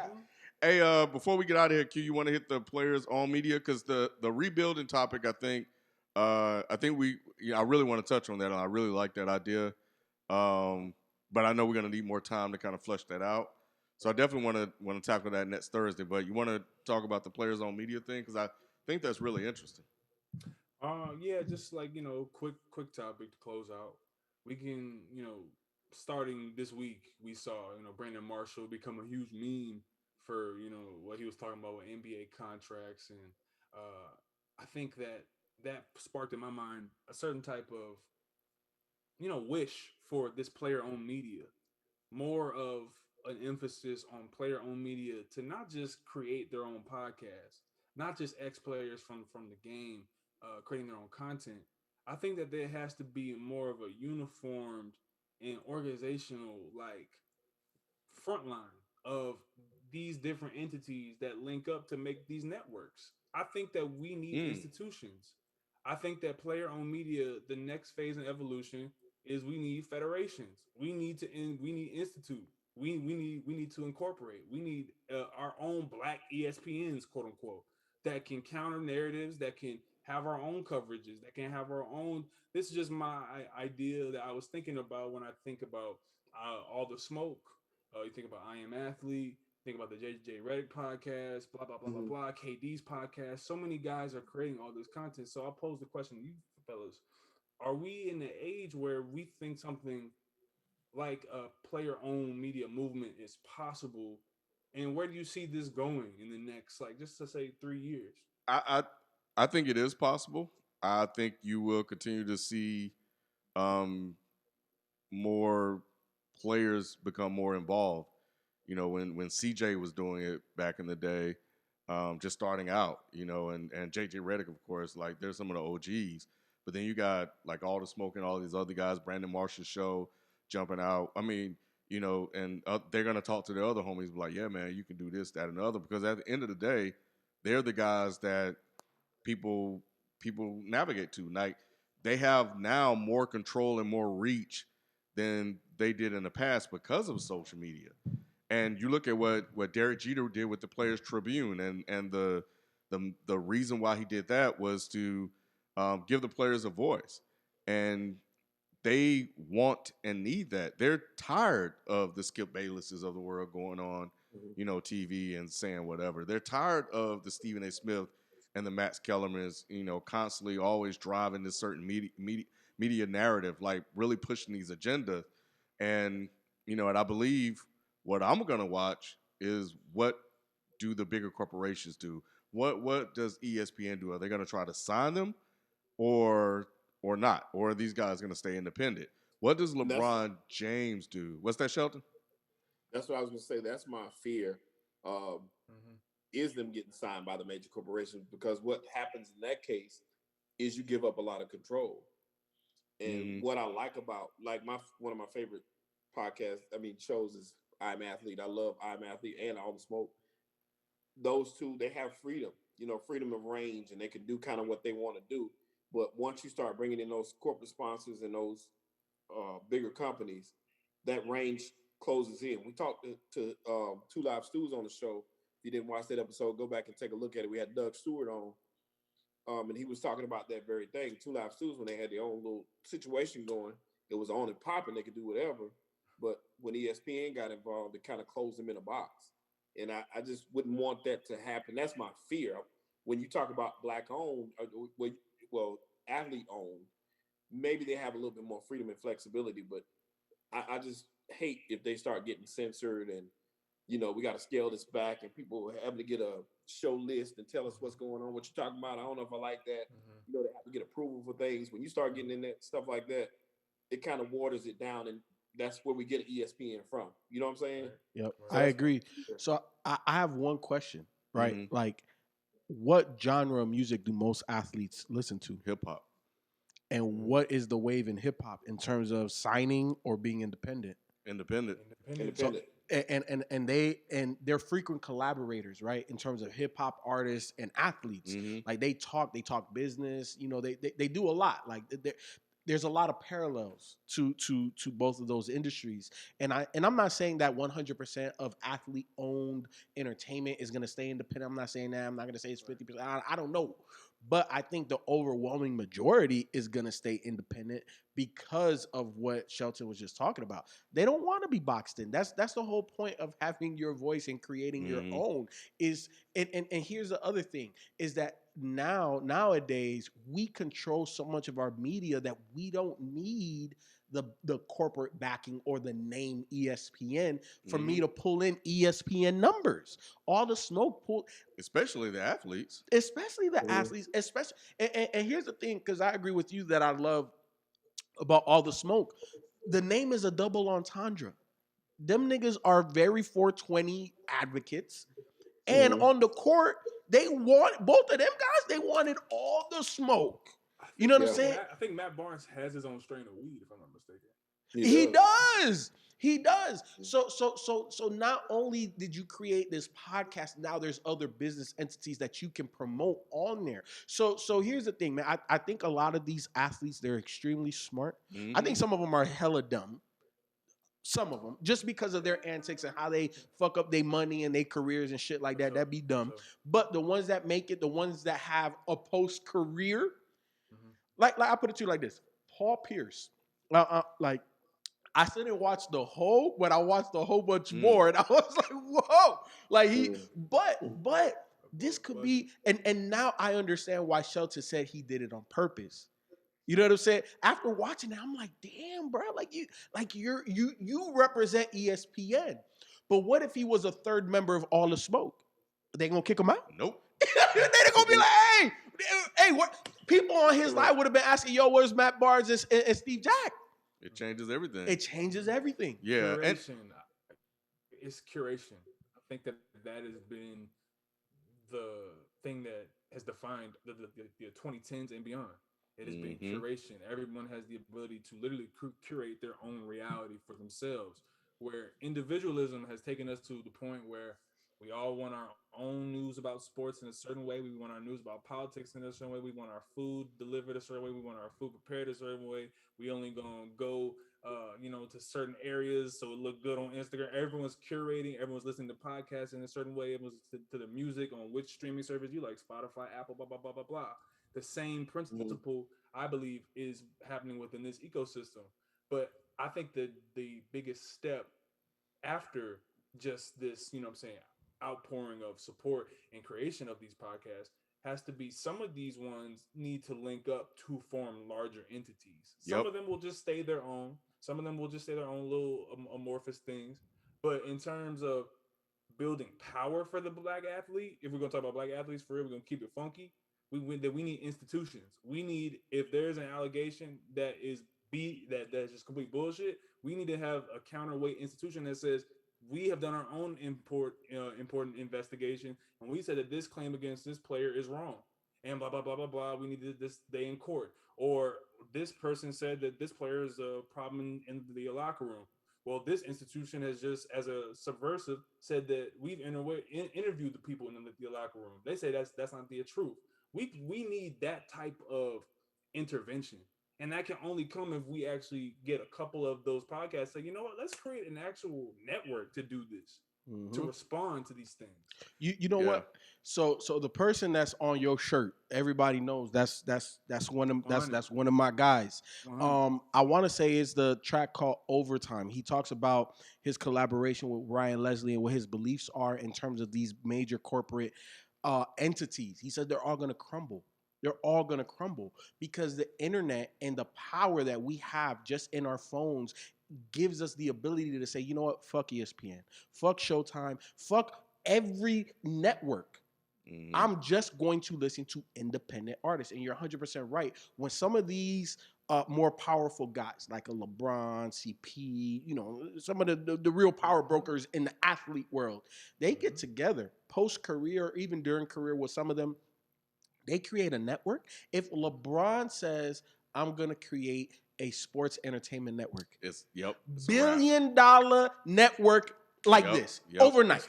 Exclusive interviews, exclusive childhood footage, like, you know, from people's games and shit that you can't get nowhere. You could even charge for it for an app, because you know what people pay for? Like Disney Plus, like Spotify. If you can pay $49 for that, if LeBron come out with the, you know, the Black Athlete app or whatever the fuck it's gonna be called, you know, some shit that he'll come out with, right? The royalty app, you know what I mean?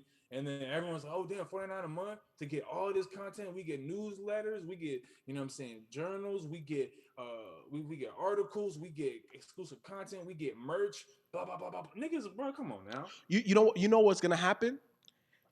Entities like ESPN is gonna be like, okay, how do we reel from this? There's going to be corporate sponsors that would box entities in that say, you know what?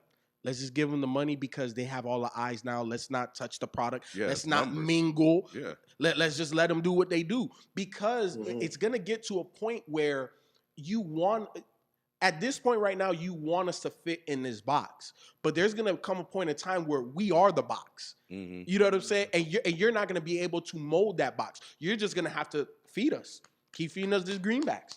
And that's it. Because once, I'm telling you, if LeBron does that, I feel it in my soul. Fox and ESPN will lose close to 30 to 40% of their market share like this in a quarter. 3 months like this. Yeah, no, and you know, I think there are three things that I want to add. Curation. Q, you mentioned that. That's what they're doing now with these podcasts. They're taking these stories, which brings me to the second point, comfortability, narration. Like the players are more comfortable talking to each other. You know, they can control the real story of what happened and not something Stephen A. Smith overheard.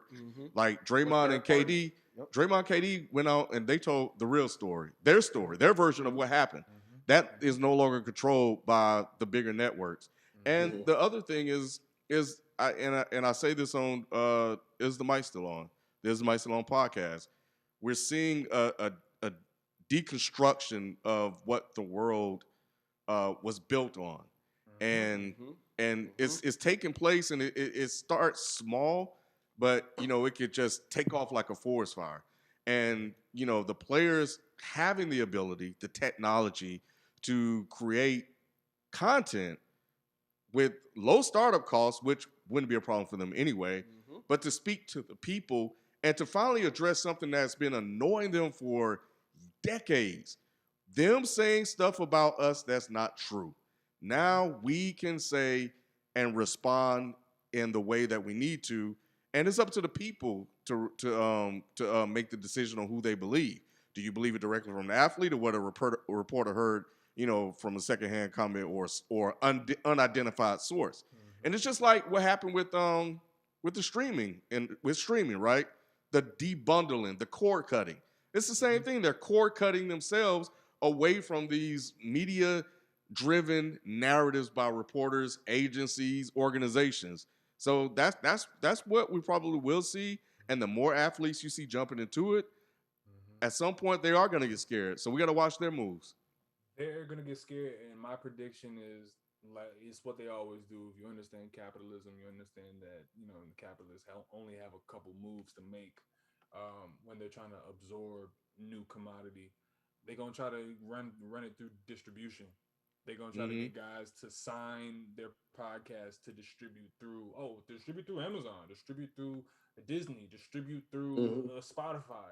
And in my opinion, fuck that, because LeBron doesn't need to go to HBO to give us the shop. There needs to be a network where the shop runs at a certain time slot every week that is owned by LeBron, owned by KD, owned by Kyrie, helped by whatever. Just fuck it, bring Jay-Z in, fuck it, bring Puff in, somebody. Yep. You know what I mean? Like, let's, like, if y'all gonna really do something, you know what I mean? Actually leverage power for your players. Because the reason that I brought this up, and Sheldon, please feel free to jump in, but I felt kind of saddened when Chad Ochocinco on the newest episode of I Am Athlete was discouraging NFL players' ability to almost unionize in a way that makes better sense for themselves and collectivize their interests. Because he was like, oh, NBA guys, they have guaranteed contracts. We can never fight back against these organizations. You see what happens? They'll humble us because we don't have this. And you know what? I said that, and I heard what he said, and I was thinking, damn, that's true. But that's even more reason to come together to collectivize. Yep. Correct. And you're right about that. And a lot of people have that mentality that he just spoke out and said it. Once again, he has the platform and the ability to do so. But he said what a lot of people would think and what would keep them from banding together. Like you said, most people have that order mentality in that realm because they don't have those guaranteed contracts. They aren't secure. So they don't understand, like you said, you're stronger as a fist than you are as an open hand. And that's what they're missing. They're missing that leadership and that mentality to get together. Who is the NFL's LeBron? They don't have it's got to be to me, it's got to be the Patrick could be close. It's got to be the black QBs at the forefront. It's got to be the black QBs at the forefront, along with two of them white boys. Like Aaron Rodgers got to come through, and then somebody else got to come through, like a Kyle Allen or whatever. But it's got to be Lamar, Pat, Aaron as like the old old samurai, to come through and really lay down the law. Because what happened during the last negotiations was, like they said in the episode, Drew Brees came through and took a bag and fucked everybody over. Like a true Breeze does. And from that, the reverberations have been setting back players in terms of lifetime health care, in terms of these just guaranteed things that the players should have because they are the lifeblood of the industry. And that's why I think we're seeing player-owned media explode, because it's cutting out that middleman that we all really in the back of our minds understand to be really toxic to this environment. You got these boys who grew into men playing this game on whether it be whatever. And you have this environment where everything that they do and say is picked apart. It's said in the most punitive of ways, like the way that Michael Rappaport can get on TV and just look like that and speak like that about KD. To me, it just shouldn't happen in a place where you have all these black millionaires who should be able to say, we should have a response, or we should be able to cancel that completely. Right. That shit should not happen. I agree, and I think about that often too. Like I said, I think about that and how I thought, for example, for a second I thought it would be Lamar. Off the MVP season, I felt like, okay, he can build on this and he can kind of grow into that person. But look where he is now. You know what I'm saying? Now, in a lot of people's brains, he's fighting for a job. So it's not, even though he's not really, you know what I mean? A lot of these people are saying he shouldn't be a quarterback again. Some of those people who had doubts about him before saying that he's bringing that franchise down. So it's kind of tough for an NFL player. I would say, and this is my question to you all, is it tougher to be that in the NFL because of your stature and because of how hard you have to work to stay on top than the NBA? Whereas if you look, like those great players in the NBA, it's easier to be on top. It's the nature of the sport, in my opinion. I think that the nature of the sport is incredibly more dangerous. I think that if we're being real, all sports are dangerous to the human body in terms of repetition of movements. You can tear something at any point. Every athlete has dealt with an injury, so it is exemplary of that point. But if we're talking about which sport is closer to actual death, football puts you in closer contact with possible death than basketball does. on just an average play. So I think that that type of mentality, I think that that type of environment to breed people willing to administer that kind of force, take that kind of force, it breeds a certain kind of like I'm the best of the best to have gotten here, and those players to me deserve to be compensated in a way that understands that very real risk that every hit I could be paralyzed. Every hit out here I could paralyze somebody else. I could die out here doing this. And y'all are not even giving me guaranteed contracts. Mhm. Yeah, I feel like Come on. it won't change with the old heads, Shelton. I think the old NFL culture is too ingrained in them. When Chad is talking, that he sounds like a person that's within the system. Like, I hear slave when I hear him say all of that stuff.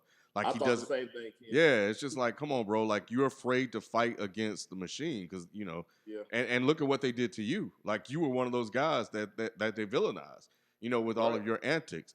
But I think it's going to be up to the younger players that are coming in that that want their own identity and that see what Tom Brady did. Tom Brady, followed the straight and narrow path, and then he went off and created this whole brand in the twilight of his career. He got more outspoken, more vocal. He replied to Colin Cowherd, who was talking shit about Baker Mayfield, a month ago. So it's a different type of Tom Brady. And when guys see that stuff, or when these guys, hang out with NBA players or whatever, or they grow up listening to hip hop and stuff like that, or they want to be more individuals than the NFL, you're gonna see it happening. You're gonna see it happen there, over time. And I think it's just the beginning. And what you're gonna have to really watch is see what the NFL is gonna do. Like, how are they going to control it? Will they control it or will they embrace it? That's why you see Patrick Mahomes everywhere and Lamar Jackson everywhere.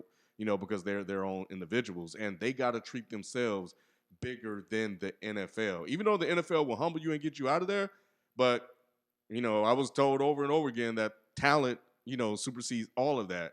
So it just depends on what type of talent. So if Patrick Mahomes continues to win, he can be as outspoken as he wants to be. Come Correct. on. Correct. Hey, we had a couple super chat. Well, we had a super chat. I'm sorry. Aldrin J, I didn't miss you. It went back on that other topic, and that's a quick question that I have because I agree with him in asking this question. Aldrin J said, does the narrative change if a non-super team wins the NBA championship? Like, what if Denver or Philadelphia wins it all? How much of an impact will that have? I think that this is a good. That's definitely a good question to close out on. Especially after last night when Embiid went crazy on Boston. I think that the narrative doesn't really go far in terms of, oh, do we actually just need to build out competent, teams across the board? Because even when teams want to do that, and that is their philosophy of just plug in really competent players with a star here, maybe a superstar, right? I don't think that changes when you have the ability to add another superstar to your team. Organizations are not going to turn down the very simple choice of, do you want, $2, or do you want, like eight pennies, and Right. it's just like, I don't, it's just a fair, it's just one of those things. So Philadelphia, Utah can win the championship, and the pendulum doesn't swing. As soon as a superstar becomes available, guys are going to want to bring them on the team, and they will offload their young depth to do it. Yeah, I agree. I mean, it didn't change much when Wade, Channel Jordan and won in '06. Even though it wasn't like a conversation like that back then. But sometimes you have, guys like that can go do that. Like, you have a transcendent player. You got like a King, went out and won a title by himself. You have a LeBron that can go out and get you to a finals, but he ultimately needed a team around him to do it. But Kawhi, you look at what Kawhi, the situation just kind of worked out for him because the Warriors got hurt.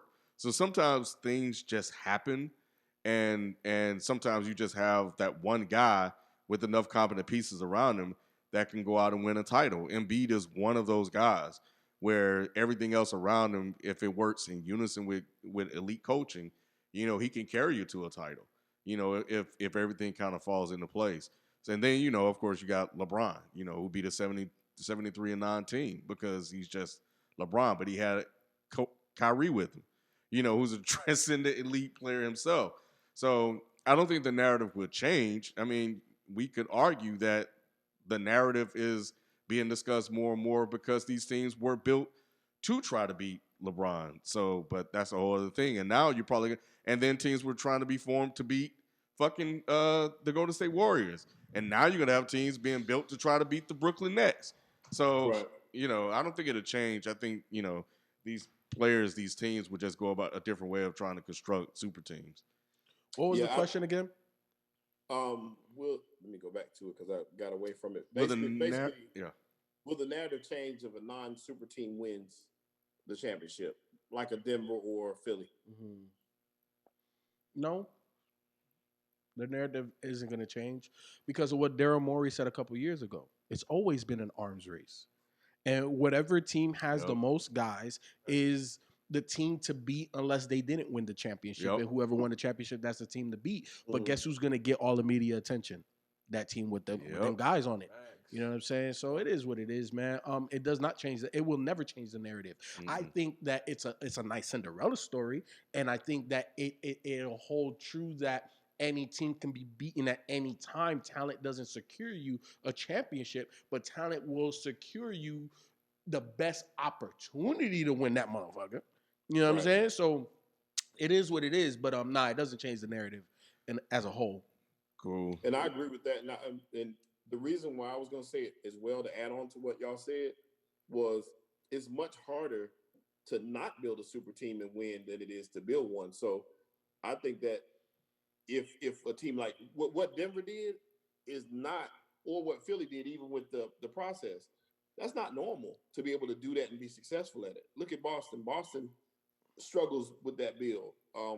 Denver's compounded talent, but to me, that's just like it just worked out for them. And it's going to be hard for them if they. Well, it's not going to be hard for them if they win.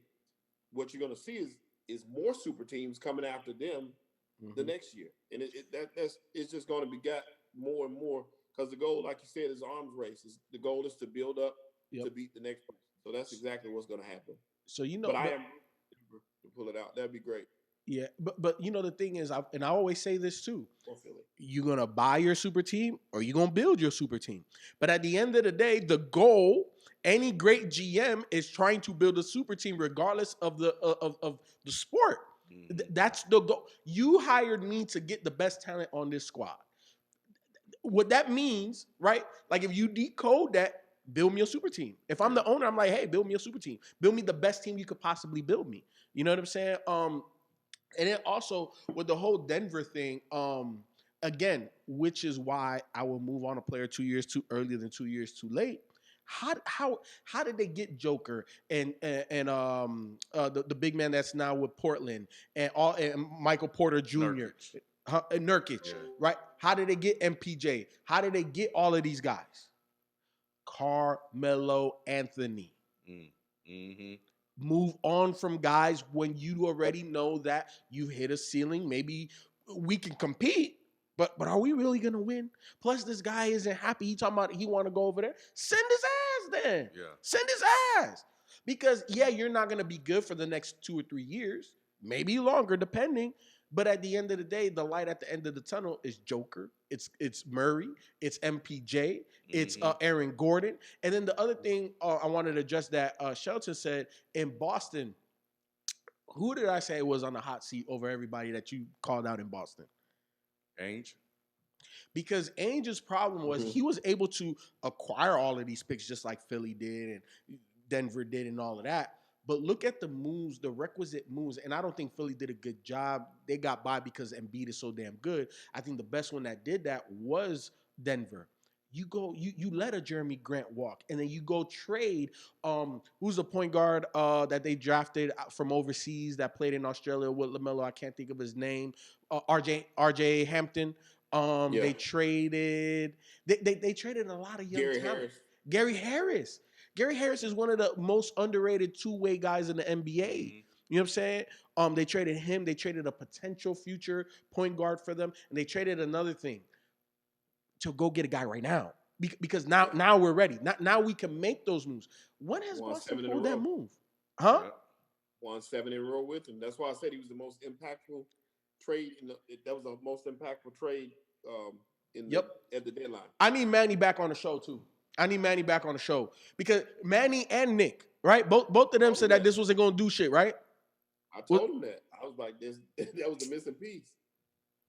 And they both said that, yes. All right, yep. So I don't know who ass I'm going to get into on Tuesday because, bruh.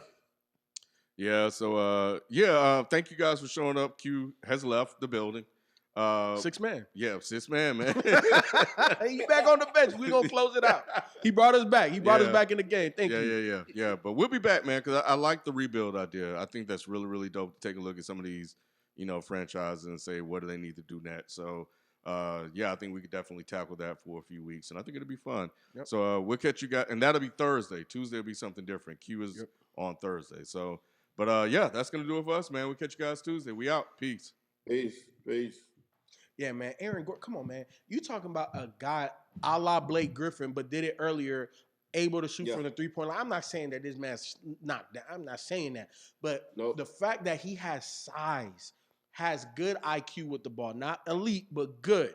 Can defend multiple positions. He could go guard a 1 on a switch and then go guard a 5. Mm-hmm. And he does those things effortlessly and without complaint. So that's what was needed. If you're gonna trade away Jerry Harris, you trade for Eric Gordon.